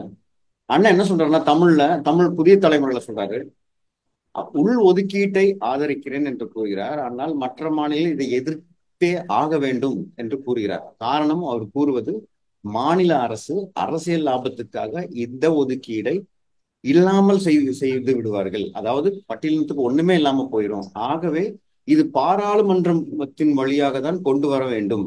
இது என்ன சொல்றாருன்னா, இது அம்பேத்கர் சொன்னது அப்படின்னு சொல்றாரு. அம்பேத்கர் எங்கேயும் அதான் 341 340 திருப்பி இவங்க குழப்பிட்டே இருக்காங்க. அதை சொல்லி அப்படி அம்பேத்கர் சொல்லவில்லைங்கிறது தான். நாடாளுமன்றம் பட்டியல் இனத்தில் ஒருவரை சேர்ப்பதற்கு அல்லது அதை விட்டு விலக்குவதற்கு நாடாளுமன்றம் முடிவு செய்து பரிந்துரையிட்டு தான் பண்ணுங்கிறாங்க. இன்னொரு செய்தி இப்ப சொல்லிடுறேன். மத்திய பிரதேச தேர்தல் வருவதாக இருந்தது. அதற்கு முந்தைய தேர்தலில் காங்கிரஸ் வெற்றி பெறுந்தது. வெற்றியில் ரொம்ப 1 விழுக்காடு 3/4 விழுக்காடு தான் இடஒதுக்கீடு, இதெல்லாம் வித்தியாசம் எல்லாம் அதே மாதிரி வாக்கு எண்ணிக்கையில் வந்து 1000க்குள்ள பல இடங்களை பிஜேபி தோத்து இருந்தது. அப்போ அவங்க நினைக்கிறாங்க, நம்ம மட்டும் இந்த சமயத்துல அவங்க ரொம்ப நாளா வந்து உயர் ஜாதி ஏழைகளுக்கான இடஒதுக்கீடு கேட்கறாங்க, கொடுத்துட்டோம்னா அந்த ஓட்டல் நமக்கு வந்துடும் அப்படின்னு நினைக்கிறாங்க. அப்ப அதை பற்றி விரிவாக பல செய்தியேடுகள் ஒப்பீனியன்ல எழுதியிருந்தாங்க. அதை வந்து கொடுத்தாங்க. கொடுத்த உடனே பிஜேபி மீண்டும் வெற்றி பெற்றது அங்கு. அத அப்போ வந்து தேர்தல் ஆதாயத்திற்காக பார்லிமெண்ட் பண்ணா பரவாயில்லையான்னு தான் நான் கேட்பேன். இடபிள்யூஎஸ் என்பதை நாடாளுமன்றம் அப்படித்தானே கொடுத்தது. அப்போ நீங்க ஒரு குழு, அதிகாரமற்ற ஒரு குழு, அவர்களுக்கு ஒரு உதவி செய்வதன் வழியாக தேர்தலில் ஆதாயம் ஈட்ட முடியும்னு எப்படி இவங்க நம்புறாங்கன்னு தான் எனக்கு தெரியல. இப்போ உங்க கணக்கின்படி நாங்க 90 லட்சம், நீ 20 லட்சம், கிறிஸ்தாஸ் காந்தியை காட்டுறாரு. அவர் சொல்றாரு அவங்க 20 லட்சம் பேர் தான் இருக்காங்க அருந்ததியர், நாங்க 90 லட்சம் பேர் இருக்கோம் என்று காட்டுகிறார்கள் கணக்கு. 20 லட்சம் பேர் கொடுக்கறதுனால 90 லட்சம் பேர் பகைமையை தேடிக்கொள்ள தேர்தல் ஆதாயம் விரும்புகிற கட்சிகள் செய்யுமா அப்படின்னு தான் நம்ம பார்க்கணும். இப்ப நான் அதான் நினைக்கிறேன். நான் எப்படி சொல்ல முடியும் என்பதுதான் சொல்றேன். அந்த மாதிகா அண்ணா கூட எண்ணிக்கையில் பெரிதா ஆந்திராவில் இருக்காங்க, இங்க அப்படி இல்லை. எப்படி சொல்றது? அது தமிழ்நாட்டில் ஏற்றுக்கொள்வோம்னா சரி, தமிழ்நாட்டில் அதை பற்றிய பிரச்சனை இல்லை, பேச வேண்டியது இல்லை. இன்னொரு மாநிலத்துல பண்ணிடக்கூடாது, தமிழ்நாட்டில் எதுக்கு போராட்டம் நடத்தணும் தான் நான் கேட்கிறேன். தமிழ்நாட்டில் எதுக்கு போராட்டம்? 3 கோரிக்கைகளை வைக்கிறீங்க, இங்க இருக்கிற உள்ளொதுக்கீட்டை ஏற்றுக்கொள்கிறீர்கள், சரி. அப்ப கிரீமி லேயர் வராது என்பதை யூனியன் கேபினெட்டே சொல்லிடுச்சு, முடிவு பண்ணி அவங்க அறிவிச்சிட்டாங்க. 9ஆம் தேதி அறிவிச்சிட்டாங்க. எல்லா செய்தியேடுகளும் வந்து நம்ம பார்த்திருக்கோம். இப்போ ஒன்னே ஒண்ணுதான், அதுல கிளாசிபிகேஷன் பண்ற உரிமை மாநில அரசுக்கு கூடாது. ஆனால் தமிழ்நாடு செய்தது சரி என்று எண்ணுகிற போது இன்னொரு தடவை சப் கிளாசிபிகேஷன் பண்ண போறது இல்லை அவங்க. அப்போ ஆந்திராவில் கூடாதுன்னா ஆந்திராக்காரர் சொல்லிட்டோம், மாநிலத்துக்கு கொடுக்காத, அவங்க சரி, அது தப்பு எல்லாம் நான் இதுல சொல்லல. கோரிக்கை வைத்தால் கூட அவர்கள் கோரிக்கை வைப்பதில் நியாயம் இருக்கிறது.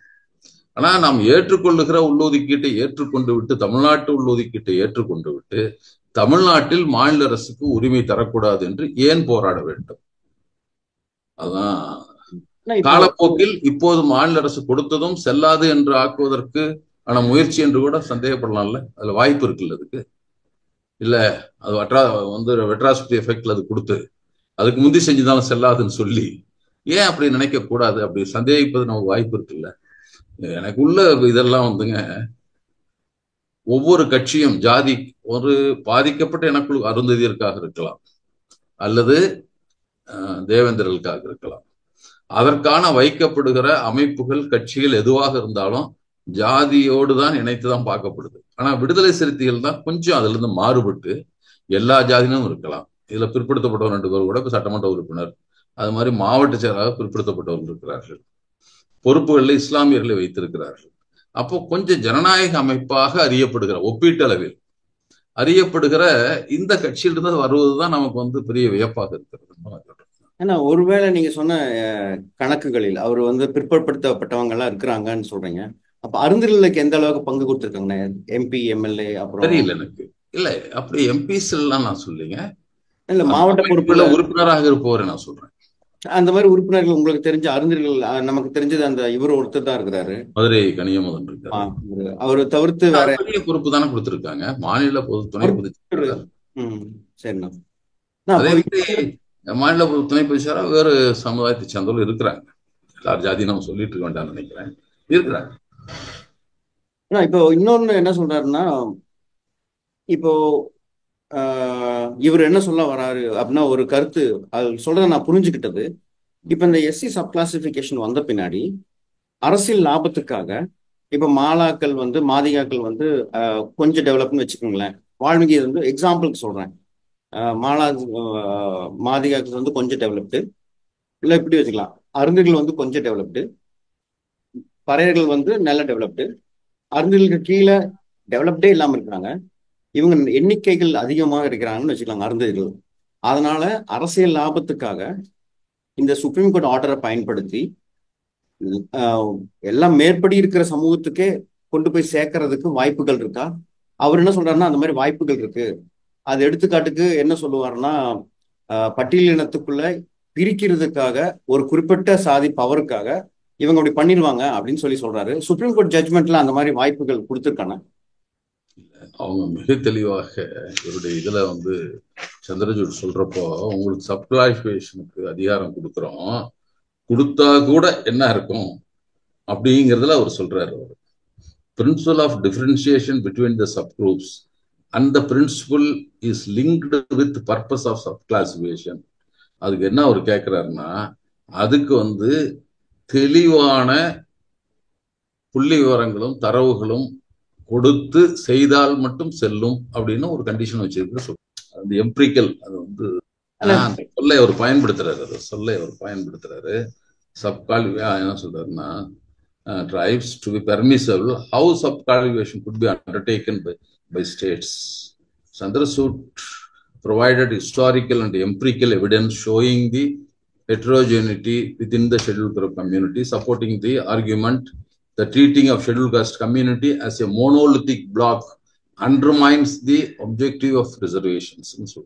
அது மோனோலித்திக் அமைப்பாக நீங்கள் ஒற்றை அமைப்பாக பட்டியலினத்தை சொல்லிவிட்டால் அது இடஒதுக்கீட்டினுடைய இதையே நீங்க தோற்கடித்து விடுகிறீர்கள், கொள்கையே அழிக்கப்பட இருக்கிறதுன்னு சொல்லிட்டு தான் அதுக்கு முக்கியமாக அவங்களுக்கு என்னென்ன தரவுகளை சேர்க்க வேண்டும், அது மிக தெளிவான சொற்களால தான் அவர் சொல்றாங்க. சப்காலிஃபிகேஷன் அவ்வளவு வேணும்ன்றதான் அவர் சொல்றாரு. ரவிக்குமார் தோழர் பேசும் பொழுது எப்பொழுதுமே என்ன கூறுகிறார் என்றால், பெரும்பான்மை என்ற வார்த்தையை பயன்படுத்துகிறார்.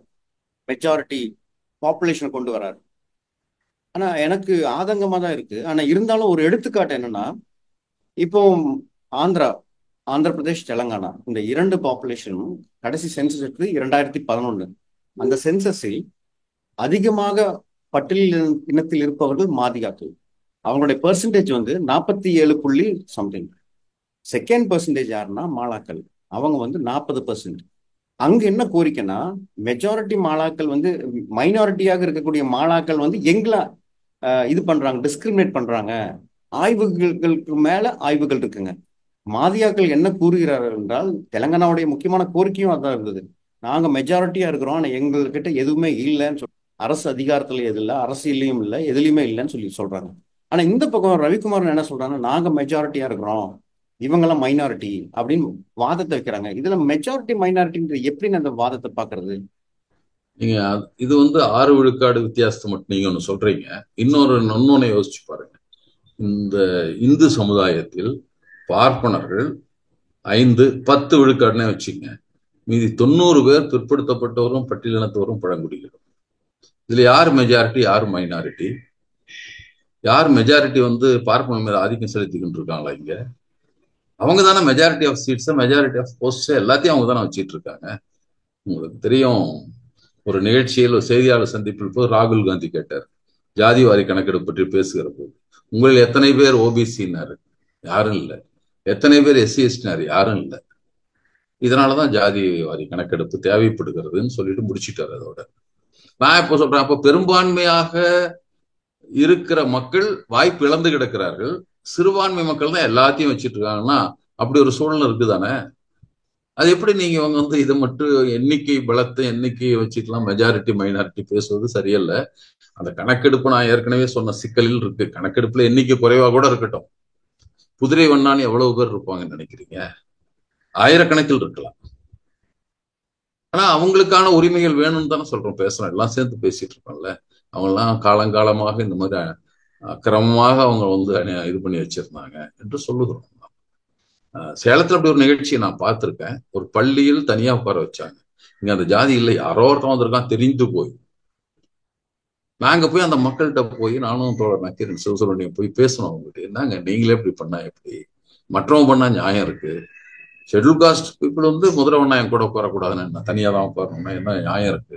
செவ்வாப்பேட்டைங்கிற அது ஊருக்குள்ள இருக்குது, நகரத்துக்குள்ள இருக்கிற ஒரு பள்ளிக்கூடம். இன்னொன்னு வேணா ஆத்தூர் பள்ளியில ஊரை விட்டு வெளியே இருக்கு. 2 பள்ளியில அது நடந்தது. இந்த 2 பகுதியும் பார்த்த உடனே அந்த பெரியவங்களை பேசுனா, பெரியவங்க ஏப்பா அப்படிலாம் நீங்க பசங்க எல்லாம் கூப்பிட்டு ஏதாவது பிரச்சனை பண்றீங்களாங்க? அதெல்லாம் இல்லப்பா, எல்லாம் ஒன்னா உட்காருங்கப்பான்னு பெரியவங்களே சொன்னாங்க அவங்க. ஆனா அந்த மாதிரி எண்ணிக்கையில மிக குறைந்தவர்களை பத்தி கூட நம்ம பேசுறோம்ல. வாய்ப்பு மறுக்கப்பட்டவர்கள் முக்கியமே தவிர எண்ணிக்கையை பத்தி எதுக்கு நம்ம பேசிட்டு இருக்கணும்? காலங்கா அனுபவிக்க முடியாத கூட்டம், பெரிய எண்ணிக்கையில் இருக்கிற கூட்டமா இருக்கலாம். நீங்க ஒரு எடுத்துக்காட்டு, இப்ப வேணா ராமதாஸ் அரசியல் இப்படியா இருக்கட்டும், அதற்கு முன்னால் வன்னியர்களுடைய நிலை என்னவாக இருந்தது? மிகவும் பிற்படுத்தப்பட்ட இடஒதுக்கீடு வந்த பின்னால் என்னவாக இருந்தது? ஒரு பெரிய மாற்றம், ஒரு பாய்ச்சல் மாற்றம். ஆனா ஓபிசி கொடுத்து ஒரு குரூப்புக்கு மட்டும்தான் இருக்கே தவிர எங்களுக்கு இல்லைன்னு இன்னொரு கூட்டம் கேட்குது இல்லை. இப்போ அவங்க எங்களுக்கு ஏதாவது தனியா அதுல சப்கிளாசிஃபை பண்ணிட்டு தான் அவங்க பேசிட்டு இருக்காங்க இப்போ. ஏன்னா அதுல அவங்க ஆளும் பெரிய ஆட்களா இருக்காங்க, உயர் ஜாதியாக அல்லது ஆதிக்கம் மிகுந்தவர்களாக அவங்க பார்க்கப்படுறாங்க. முதல்ல ஒட்டுமொத்த பேக்வேர்ட்ல இல்லாம அவங்க வாய்ப்பு மறுக்கப்பட்டு இருக்கலாம். ஆனா எம்பிசில அதிக வாய்ப்புள்ளவர்களாக அவர்களும் மற்றவங்க இல்லாம இருக்கு. இப்போ ஒரு புள்ளி வரம் வருது, 10.5, அதுக்கு மேல 12, 14 அனுபவிச்சுட்டு இருக்காங்கன்னு வருது இப்போ. அப்போ அதுல இருக்கும் கேட்க என்ன தப்பு இருக்க முடியும்? நாம் காலப்போக்கில் தான் அது தெரிஞ்சுக்கிறோம். அது நடைமுறைக்கு வந்த பின்னால் தான் அதில் உள்ள நன்மை தீமைகளை நாம் புரிந்து கொள்ள முடிகிறது. அதற்கேற்ப இன்னொரு முடிவு மாற்றலாம். அந்த காலத்துல பண்ணிட்டோம், மாற்றவே முடியாது அப்படின்னா வேதம் தான் அப்படி இருக்கணும் சொல்லிட்டு இருக்கான். ஒன்னும் எழுத்து கூட மாத்தினா புராணம் சொல்ற மாதிரி தான் இதை சொல்லிட்டு இருக்க முடியுமா என்ன? நடைமுறையில் எது மக்களுக்கு அதிக நன்மையை கொடுக்கும், எது வரலாற்று காலத்துல வாய்ப்பு மறுக்கப்பட்டவர்களுக்கு வாய்ப்பை கொடுக்கும், அவர்களும் சம உரிமையுடைய குடிமக்களாக வாழ்வதை என்ன செய்வது, இதை பத்தித்தானே யோசிக்கணும். ஒரு உண்மையிலே சமூக அக்கறையோடு அப்படித்தானே யோசிக்கணும். அதுல என்ன பெரும்பான்மை வாதம்? ஏன்னா இவர் ஏற்கனவே ஆதி திராவிடர் தனியா ஒரு இது வைக்கணும்னு சொன்னார், ஒரு காலத்துல சொன்னார்.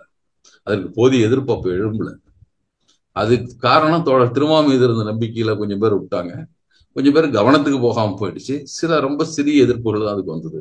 அப்புறம் அதுக்கு ஒரு விளக்கம் சொல்லி மாற்றிக்கிட்டு அதை விளக்கம் சொல்லி அதோட முடிஞ்சு போச்சு. இது முதல் முறை அல்ல. தோழர் ரவிக்குமார் சொல்றது இது முதல் முறை அல்ல. இது இன்னொரு விதத்துல, ஏன்னா எனக்கு அது ரொம்ப குழப்பமாவே இருக்கு. ஒண்ணு அருந்ததியர்கள், தேவேந்திரர்கள், பிசி எல்லாருமே திருமானங்கிட்ட போய் சேர்றது, விசிகேல போய் சேர்றதுக்கு காரணம் என்னன்னா அம்பேத்கர் கொள்கை தானே. ஆனா இவங்க அந்த பெருமிதவாதம் பேசும் பொழுது அது சாதி ரீதியான பெருமிதவாதமே தவிர்த்து அம்பேத்கர் கொள்கைக்கு எதிராக பேசக்கூடிய வாதம் தான். இது சாதியவாதம் தான். நான் எப்படி நான் பாக்குறது? இதை அப்படிதான் பார்க்கணும்.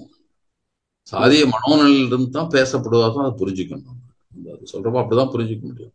ஒரு பொதுவான அமைப்பாக எல்லாரும் கருதக்கூடிய அளவுக்கு ஒரு அரசியல் மாற்றத்தை தெளிவினை உண்டாக்கி வச்சிருந்த திருமாவிடம் அவருடைய கட்சியில் புது குழப்பமாகத்தான் இதை நான் பார்க்கிறேன்.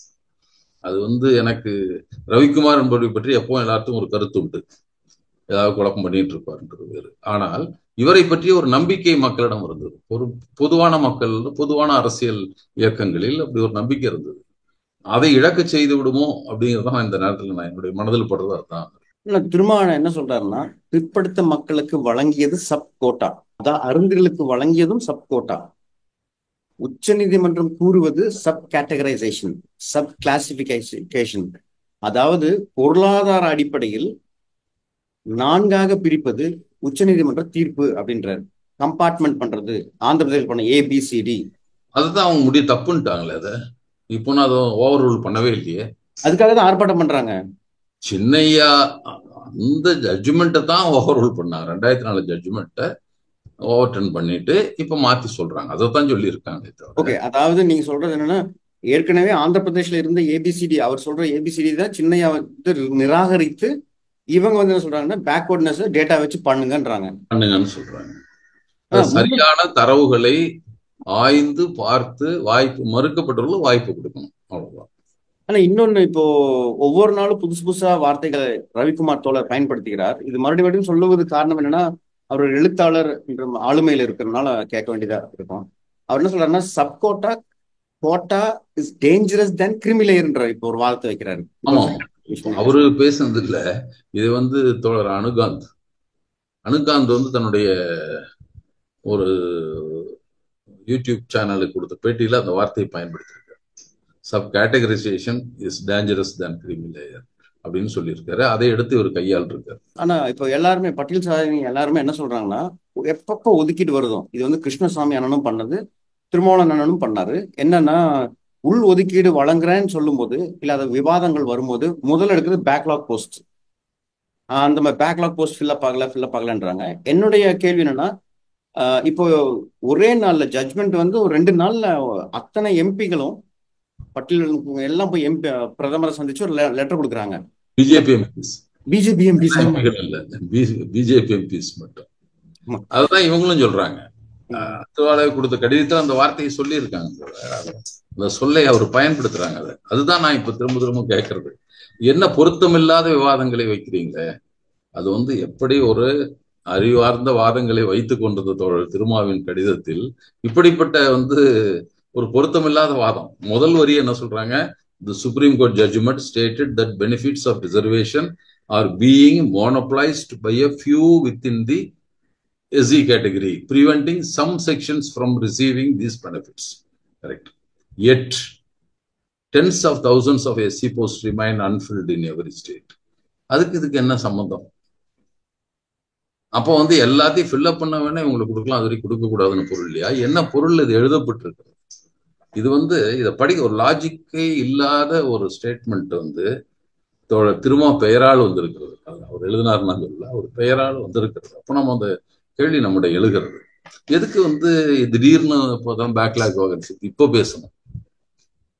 பேக்லாக் வாகன்சி கொடுத்தால் நாங்க இதுக்கு ஒத்துக்கிறோன்ற பொருளா? என்ன பொருள் அப்படின்றது நம்மளால புரிஞ்சுக்க முடியல.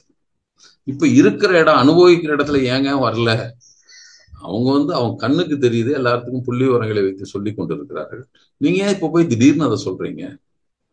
நான் ஏற்கனவே சொன்னேன், இவ்வளவுதான் இடம் வாங்கியிருக்காங்க எஸ்சி கோட்டாவில், இவ்வளவுதான் வாங்கினாங்க 2009. 2011 இவ்வளவா உயர்ந்திருக்கிறது என்பது புதிதாக அளிக்கப்பட்டது. இந்த உள்ளொதுக்கீடு வழங்கப்பட்டதின் காரணமாக பெற்ற பலனை நாம் காட்டுறோம். இது இல்லாமல் இருந்தால் இந்த நிலையிலே இந்த சமுதாயம் இருந்திருக்கும் என்பதற்காக நம்ம அதை சொல்றதுக்காக இந்த இதை சொல்றோம். அந்த மாதிரி சொல்லிருந்தா பரவாயில்ல. இது வரைக்கும் வந்த வேகன்சில எல்லாம் வாங்க அனுப்பிச்சிட்டாங்க, பூரா ஃபில்அப் பண்ணினா அப்படித்தான் நான் ஒத்துக்குவோம். இது எதுக்கு இந்த வாதம் வைக்கப்படுகிறது? ஒவ்வொரு சமயத்தில் நீங்க சொன்ன மாதிரி சரிதானே, ஒவ்வொரு காலகட்டத்தில் அப்ப அதுக்கப்புறம் பேசலாம். அந்த ஏதாவது பட்ஜெட் வரப்பையோ, அது தொடர்பான உரையாற்ற வரப்பையோ, அல்லது இவங்களுக்கான ஸ்பெஷல் காம்பனண்ட் பற்றி பேசுறப்பையோ அந்த சமயத்துல பேசலாம். இப்ப எதுக்கு பேசப்படுது? இந்த முதல்ல சுப்ரீம் கோர்ட் சொன்னதை பற்றியும் சொல்லிட்டு இதை சொல்லுவதற்கு என்ன இருக்கு? ஒவ்வொரு ஸ்டேட்டும் ஃபில்அப் பண்றது இல்ல, எதற்கு அதை சொல்றாங்கன்றதை என்னால் புரிந்து கொள்ள முடியாததான் இருக்கு. நம்ம எஸ்சி பட்டியல் ஹோமோஜினஸ் பட்டியல், அதுதான் வரலாறு சொல்லுகிறது. அது மாத்தி சொல்றாங்க, ஹெட்ரோஜினஸ் சொல்றாங்க. இப்ப எனக்கு என்ன டவுட்னா, அனிலேஷன் ஆஃப் காஸ்ட்ன்றது இந்துக்களுக்காக எழுதப்பட்டது. அம்பேத்கர் இந்து இப்போ இப்போ என்னன்னா, சாதியம் என்பது ஒரு மேட்டுக்குடி ஆட்களுக்கும் பட்டியல் மக்களுக்கும் நடக்கிறதா சாதியம் சொல்லியிருக்கு.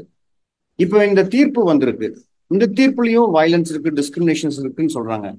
இதை எப்படி பாக்குறது? அது வயலன்ஸ் சாதி வயலன்ஸ் இல்லையா? இல்ல இது வேற சாதி வயலன்ஸா? பட்டியலினத்துக்குள்ள நடப்பது சாதி வயலன்ஸ் வேற, இங்க பட்டியலுக்கும் சாதி இந்துக்களுக்கு நடக்கிறது வேற வேறையா? எப்படி பாக்குறது இந்த ஜட்ஜ்மெண்ட் மூலியமா? அது இல்ல அது தவறான இதுதான். சில நேரங்கள்ல பாக்குறப்போ சில கொள்கைகள் இருக்கிறப்போதான், இப்போ கவனத்துக்கு சில கொள்கைகளை பற்றி நான் பேசுற போது, அரசு பள்ளியில் தமிழ் வழியில் படித்தவர்களுக்கு சிறப்பு ஒதுக்கீடு என்று ஒரு இது இருக்கு. ஒரு உதாரணத்துக்கு எங்க ஊர்ல இருக்கு நிகழ்ச்சி வச்சுருக்கேன். குளத்தூர்ல ஆண்களுக்கான அரசு பள்ளி இல்லை, பெண்களுக்கு மட்டும். இவங்க தனியார் அரசு உதவி பெறும் பள்ளியில தான் படிக்கிறாங்க. அதனால இவங்களுக்கு அந்த பெனிஃபிட்டை குளத்தூர் இருக்க யாருமே தமிழ் வழியில் படிச்சாலும் அனுபவிக்க முடியாது. இப்ப புதுசா இப்பதான் ஒரு கோரிக்கை வருது, அரசு உதவி பெறும் பள்ளியிலும் தமிழ் வழியில் படித்தால் அப்படின்னு சொல்லலாம். அரசு உதவி பெறும் பள்ளியில, நீ தனியார் நடத்தலாம், செல்ஃப் ஃபைனான்ஸ் எல்லாம் சொல்லலாம். அப்படி அப்ப நடைமுறையில் பார்க்கிற போது, அதுவும் ஒரு குறிப்பிட்ட செயல் நடக்கிற போது தான் அதை பத்தி நம்ம பார்வைக்கு வருதே தவிர நம்ம எல்லாம் அதை பார்க்கறதே இல்லை. எதுக்காக இதை பார்த்தோம்னா, எங்க தோளுடைய மகன் இவ்வளோ 600 500 497 வாங்கியிருக்காரு. ஆனாலும் அவருக்கு எந்த விதமான அங்கீகாரமும் இல்லை. தமிழ் வழியில தான் படிக்கிறார், தொடக்க காலத்தும் தமிழ் வழியில தான் படிக்கிறார். ஆனால் இல்லை. இன்னொன்னு, இப்போ ஒரு செய்தியை சொல்ல, படித்துட்டு வர்றவரை சிறந்த முறையில் படிப்பவர்கள் அரசே ஒரு பள்ளியில் கொண்டு சேர்க்குது. வனிதாவை கூட அப்படிதான் ஒரு தனியார் பள்ளியில் கொண்டு அவங்களுக்காக சேர்த்தாங்க. அப்ப அரசு பள்ளியில் படித்த மாணவினா அவங்களுக்கான அந்த கேட்டகரியிலிருந்து விலகி போயிடுவாங்களா என்பதையெல்லாம் அந்த சிக்கல் வருகிற போதுதான் அதை பத்தி நம்ம பேசணும், இல்லைன்னா அதை பத்தி பேச மாட்டோம். சிக்கல் எழுகிற போது, இப்ப இந்த சிக்கல் எழுந்திருக்கு அந்த வழக்கின் காரணமாக அது போய் விவாதத்துக்கு வரும்போது அந்த சிக்கலை பற்றி பேசுறோம். இப்ப திருப்பியும் அதை பத்தி எல்லாம் யோசிப்பாங்க எல்லாமே. ஓஹோ இப்படி இருக்கு, ஆமாப்பா பாவங்க அவன் இருக்கான், அனுமதி இல்லாம இவங்க இருக்காங்க அவ்வளவு அப்படின்னா இப்பதான் யோசிப்பாங்க.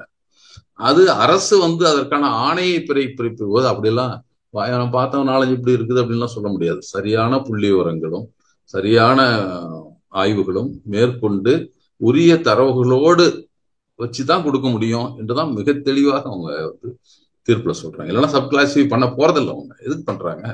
அது சரியான தரவுகளோடு பண்ணா இப்போ ஒரு 4-3ன்னு சொல்றாங்க, பண்ணாலும் என்ன இருக்குன்னு சொல்றேன். ஏன் அதுல இருக்கு, என்ன அதுல சிக்கல் வரப்போகுதுன்னு சொல்றேன். இப்பவும் அப்படிதான் இருக்கும், பிரிஞ்சுதான் கிடக்கிறோம், தனித்தனியா பிரிஞ்சுதான் கிடக்கிறோம். அதுக்கும் திருப்பி அம்பேத்கர்கிட்ட தான் போகணும். அவரை வந்து நான் பிரியாம்பிள் எழுதுறப்ப நினைச்சேன், வி த பீப்புள் ஆஃப் இந்தியான்னு எழுதினேன். அப்ப ஏன் நேஷன் ஏன் எழுதக்கூடாது, இந்திய தேசத்தாரிய நாம்னு சொன்னா மக்களாகிய நாம்னு ஏன் சொல்றீங்க என்று என்னை கேட்டார்கள். அரசியல் உணர்வுமிக்க நண்பர்களிடம் கேட்டார்கள். நான் சொன்னேன், நாம் எங்கு ஒரு தேசமாகி இருக்கிறோம், இனிமேல் தான் தேசமாக வேண்டும். ஆயிரக்கணக்கான ஜாதிகளாக பிரிந்து கிடக்கிற நாம் எப்படி ஒரு தேசமாக சொல்ல முடியும் அப்படின்னு சொல்லிட்டு, காஸ்ட் இஸ் ஆன்டி நேஷனல் அப்படின்ற வார்த்தையை அதுல தான் பயன்படுத்துறாரு. அதுல ஆன்டி நேஷனல்னே சொல்றாரு, காஸ்ட் இஸ் ஆன்டி நேஷனல் என்று சொல்லிவிட்டு சொல்றாரு. இந்த ஆன்டி நேஷனல் செயல்பாடு தான் பிஜேபி மொழியில.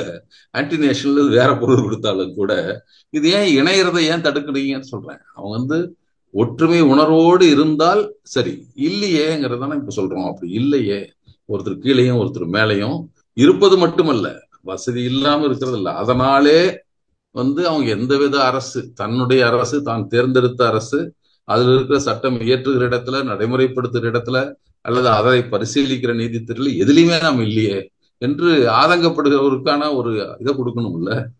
அதான் அரசு செஞ்சிட்டு இருக்குது. அது எந்த முறையில் செய்தால் என்ன, சப்கால்குலேஷனா பண்ணா என்ன அதுல வந்துருதுங்கிற. அது யாருக்குன்னா வரலாற்று காலத்திலிருந்து வஞ்சிக்கப்பட்ட மக்கள் என்றுதான் பட்டியலினம் சொல்லப்பட்டது இல்லைங்களா. இப்போ வரலாற்று காலத்திலிருந்து வஞ்சிக்கப்பட்டவர்களே திருப்பியும் வரலாற்று காலத்தில் வஞ்சிக்கப்பட்டவர்கள் இப்ப நாம் பேசுறோம். அதே சொல்லாடல் அதுதான். இப்போது புது பொருளில் பேசுகிறோம், அப்போது பேசப்பட்ட பொருளுக்கும் இது கொஞ்சம் வேறுபாடு இருக்கிறது.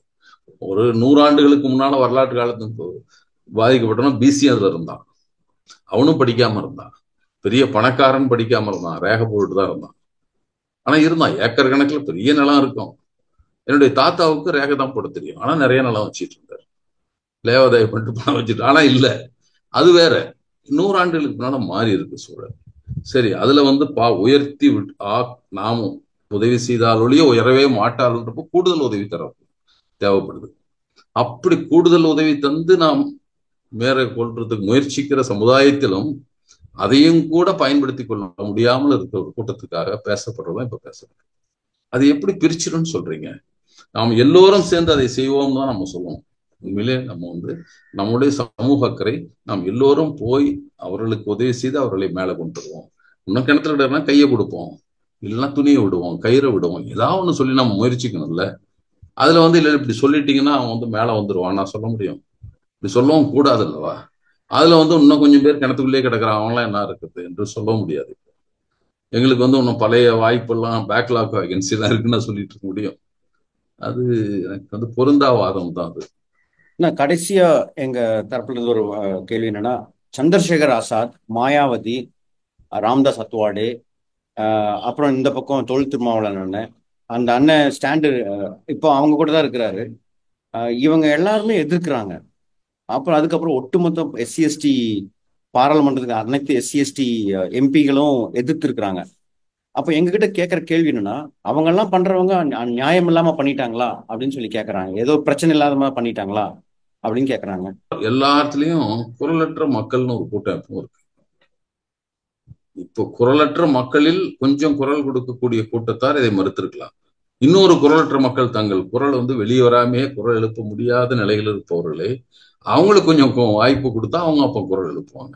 இதை வந்து 100 ஆண்டுகளுக்கு முன்னால் இப்ப குரல் எழுப்புற யாரும் நாடாளுமன்றத்திலும் இல்லை, நாடாளுமன்றத்திலும் பேசுற மாதிரியும் இல்லை அவங்க எல்லாம். அப்ப வந்து பேச முடியாது. கட்சி கொறடா சொன்னாதான் இப்பவும் பேச முடியும். இது வந்து நிகழ்ச்சிக்கு போய் தனியா ஒரு பெட்ஷீட் கொடுத்தாங்க, நான் நாடாளுமன்றத்தில் பேசினா ஆளுங்கட்சியோ அல்ல எதிர்கட்சியோ விப் அவர் வந்து கொறடா சொல்றது மீறி இவங்க எப்படி பேசிடுவாங்க அவங்க. இது ஒரு ஆபத்து தான். இது நமக்கு ஜனநாயகத்தில் பல அம்சங்கள் வந்து ஆபத்தான அம்சம் இருக்கு. தனியா போய் குரல் கொடுத்துறாங்க. நாடாளுமன்றத்தில் விவாதம் வர்றப்ப அதை பத்தி பேசுவாங்களா, எதிர்த்து அரசனுடைய திட்டம் இப்போ சொல்லிட்டாங்க கிரிமி லேயர் இல்லைன்னு சொல்றாங்கன்னு வச்சுக்கோங்க, ஏதோ சொல்லி அதுக்காக பேசுறாங்க. அதை குறித்து ஏதாவது சட்டம் கொண்டு வர போது எதிராகவே இருந்தாலும் பேச மாட்டாங்களே, பேசாம தானே உட்காந்துருப்பாங்க அவங்க எதிராகவே இருந்தாலும். அப்ப இடபிள்யூஎஸ்ல வந்தாலே பாதிக்கப்படுறவங்க என்ன கோரிக்கை எழுந்து, என்னடா உயர் ஜாதியே மொத்தம் 15 விழுக்காடுன்னு வச்சுக்கோங்க, அவங்க மொத்தம் அவங்களுக்கு 10 கொடுத்துடுறீங்களே என்று ஒரு எதிர்குரல் கூட எழும்பலையே. கொஞ்சம் பேர் 3 பேரோ 5 பேரோ அது தமிழ்நாட்டிலிருந்து போனவங்க கொஞ்சம் பேர் சத்தம் போட்டாங்க. அதுல வந்து உழைக்கும் மக்களுக்காக இருக்கிற சிபிஎம் கூட அதுக்கு ஆதரவா தான் இருந்தது. ஏன் இல்லை இந்த குரல் இல்லை? இவங்களுக்கு குரலற்ற மக்களாகி போயிட்டாங்க. அப்புறம் இது ஜனநாயகத்தின் முடிவில் வர்றப்ப குரலற்ற மக்கள் தான். அப்படி ஒவ்வொரு காலகட்டத்திலும் குரலற்ற மக்கள் கொஞ்சம் பேர் இருப்பாங்க. இப்ப தமிழ்நாட்டு குரலே இல்லையே. 40 பேர் நம்ம பொறுத்த வரைக்கும் 10% அங்க இருக்கிறாங்கன்னு சொல்லுவோம். ஆனா அவங்க கணக்குல பாக்குறப்ப 543 40. அவங்க ஒரு 12 13 15 1 அவ்வளவுதான். அவங்க பத்தி கவலைப்பட வேண்டியது இல்லையா அவங்களுக்கு? சூழலுக்கு தகுந்த மாதிரிதான் சிறுபான்மை, குரலற்றோர் என்பதெல்லாம் முடிவு செய்யணும். இப்போ 15க்குள் குரலற்றோர் ஒரு கூட்டம், 15க்குள் தங்களுக்கான இதை கூட கேட்க முடியாம இப்ப மெல்ல கேட்க தொடங்கி இருக்கிற அல்லது முணுக தொடங்கி இருக்கிறதே அதை எப்படி நம்ம பாக்குறது? நாமும் சேர்ந்து நம்ம குரலை இணைத்து கொண்டு அவர்களோட குரலை ஓங்க செய்ய வேண்டுமே தவிர அதை எதிர்ப்பதுங்கிறது எப்படி நியாயமா இருக்குன்னு என்னால புரிஞ்சிக்கவே முடியல. அது அம்பேத்கர் இதை விரும்பி இருக்க மாட்டார். இப்படி சிக்கல்லாம் அவங்க காலத்துல வராம இருந்திருக்கலாம். இப்போ பெரியார் காலத்தில் மரண தண்டனை பற்றி பேசியிருக்காரா, சுற்றுச்சூழலை பற்றி பேசியிருக்காரா? பேசியிருக்க மாட்டாங்க. அப்ப இந்த சிக்கல்லாம் வரல. திருநங்கைகளை பற்றி பேச்சு வந்ததா? இல்ல. அது பெரிய விவாதத்துக்கு உள்படாத ஒன்றாக இருந்தது. கவனிக்கப்படாதவங்க அந்த மக்கள் யார் பேசினாங்க? அந்த மக்களை பற்றி, திருநங்கைகளை பற்றி யார் பேசினாங்க? அதற்கு பின்னால்தானே இப்போ குரல் அதை பத்தி நம்ம பேசுறோம். ஏன் அம்பேத்கர் அதை பேசல, ஏன் இவரு பேசலன்னு அப்ப கேட்க முடியாது. அது போலதான் இப்போ இந்த சிக்கல் வந்திருக்கிறது. இந்த சிக்கலை எப்படி நாம் உள்வாங்கி கொண்டு அவர்களுடைய உணர்வையும் புரிந்து கொண்டு சமூக நலனையும் தெரிந்து கொண்டு சமத்துவம் விரும்புகிறவர்கள் எழுப்ப வேண்டியது, இதை வரவேற்க வேண்டியது என்பதுதான் என்னுடைய கருத்து. இப்ப இவங்க என்ன சொல்றாங்கன்னா, இது அந்த ஜட்ஜ்மெண்ட்லயே பிஜேபியோட ஜட்ஜ்மெண்ட், அப்படி இல்லைன்னா இந்த சுப்ரீம் கோர்ட்டே பிஜேபியோடது, அந்த மாதிரி ஒரு வாதத்தையும் வைக்கிறாங்க. அதே பிஜேபி தான் போய் முறையிடுறாங்க, இது பண்ணி கொடுக்கணும் முறையிடுறாங்க. அது என்னன்னா அவங்க இருந்தா அப்படிதான் பண்ண சரி. ஆனா ஆட்சியில கூட தான் நம்ம கோரிக்கை வைக்க முடியும்.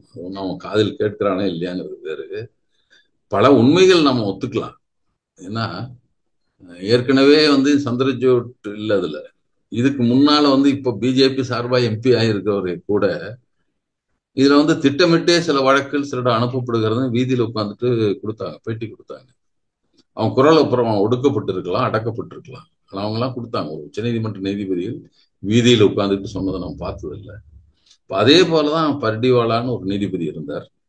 குஜராத்ல பட்டேல் அவங்களுடைய இடஒதுக்கீடு கோரிக்கை வந்த போது அவர் அந்த தீர்ப்புல சொல்றாரு, செல்லும் செல்லாதுன்னு சொல்லிட்டு போக வேண்டியதான் வேலை. ஆனா அவர் சொல்றாரு, இந்த சமுதாயத்தை பின்னோக்கி எடுத்து செல்வ ரெண்டு, ஒன்னு கரப்ஷன், இன்னொன்னு ரிசர்வேஷன் அப்படின்னு சொல்ற. அதற்கு பெரிய எதிர்ப்பு வந்த பின்னால அந்த பேராகிராஃப் மட்டும் நீக்கிட்டார். அவர் தான் நீட்டுக்கு கடைசியா முடிவு பண்ணதுல அவர் தான் இருந்தாரு. இடபிள்யூஎஸ் கோட்டாவை பற்றிய வழக்குல அவரு பெஞ்ச் தான் அதை விசாரிச்சது. அப்ப தேர்ந்தெடுக்கப்பட்டு போடுறாங்கிறது உண்மைதான். ஆனா அது இருக்கும் நீதித்துறையில நான் எல்லாத்தையும் 100க்கு 100 சரி செஞ்சுதான் நீதித்துறை இருக்குன்னு நம்மளால ஒத்துக்க முடியல. இருக்காது, இருக்கலாம். ஆனா சொல்லப்பட்ட செய்தியில் ஏதாவது பிழை இருந்தாதான் நம்ம சொல்லலாமே தவிர அது பிஜேபி தான் அதுன்னு நம்ம சொல்லல. அந்த காரணத்தால் நீட் இப்படி சொல்றோம், உடனே ஒரு சட்ட திருத்தம் கொண்டுறான், மெடிக்கல் கவுன்சிலை மாத்திட்டு இன்னொன்னு கொண்டு வரான்னு வச்சுங்களேன். அப்ப என்ன பண்றது? அப்ப அரசாங்கம் தன்னுடைய பெரும்பான்மையை வைத்துக் கொண்டு செய்து கொண்டிருக்கிறார். அவங்க தப்பு செய்யறாங்க, பெரும்பான்மை வாதம் தாங்க. அதே பெரும்பான்மை வாதம் ஒடுக்கப்பட்டு கிடக்கிற மக்கள் மத்தியிலும் வந்துவிடக் கூடாது. அது அவர்கள் அதிகாரத்தை மேம்படுத்தி அதிகப்படுத்திக் கொள்வதற்காக செய்கிற முயற்சியை நாம் அதிகாரம் இழந்து கிடக்கிற கூட்டம் இப்பதான் அதிகாரத்தை நோக்கி நகர்ந்து கொண்டு இருக்கிற மக்கள் நாமும் அதே வாதத்தை வைப்பது சரியல்ல. மீண்டும் ஒரு ஆதிக்கத்தின் குரலாக அது மாறிவிடும், ஆபத்து அதிகம் இருக்கிறது. அதைத்தான் இந்த நேரத்தில் நான் சொல்ல முடியும். இல்ல, ஒரு செய்தி இப்போது எனக்கு நினைவுக்கு வருகிறது. இந்த உள்ளொதுக்கீட்டை பற்றி வந்த உடனே திருமாவருடைய பேட்டி ஒரு தினமணி ஏட்டில் மட்டும் வந்ததை நான் பார்த்தேன். வேற எதுலையும் வந்த மாதிரி தெரியல. அருந்ததியர்கள் உள்ளொதுக்கீடு என்பதை பட்டியலின மக்களின் உள்ளொதுக்கீடாக தராமல் மொழி சிறுபான்மையர் என்ற அடிப்படையில் அவர்களுக்கு கொடுக்கலாம் என்றுதான் அவர் முதல் எடுத்த உடனே சொன்ன கருத்து. அதுவாகத்தான் நான் படிச்ச நினைவு எனக்கு இருக்கிறது. அதற்கு பின்னால் அதனுடைய உண்மைகளை தெரிந்து கொண்டு அதனுடைய நியாயங்களை புரிந்து கொண்டுதான் அவர் அதுக்கு ஆதரவான குரலை அதை பற்றி பேச தொடங்கினார். இந்த நேரத்திலும் கூட அப்படித்தான் இப்போ ஏதோ ஒரு காரணத்தால் அவர் அப்படிப்பட்ட நிலை எடுத்தவர் இதில் உள்ள நியாயங்களை புரிந்து கொண்டு அந்த ஒடுக்கப்பட்ட மக்களிலும் ஒடுக்கப்பட்டு கிடக்கிற அல்லது வாய்ப்பு மறுக்கப்பட்டு கிடக்கிற அந்த சமுதாயத்தை பற்றி மீளாய்வு செய்து அதை தன்னுடைய நிலையை மாற்றிக்கொள்வார் என்று நான் நினைக்கிறேன், விரும்புகிறேன்.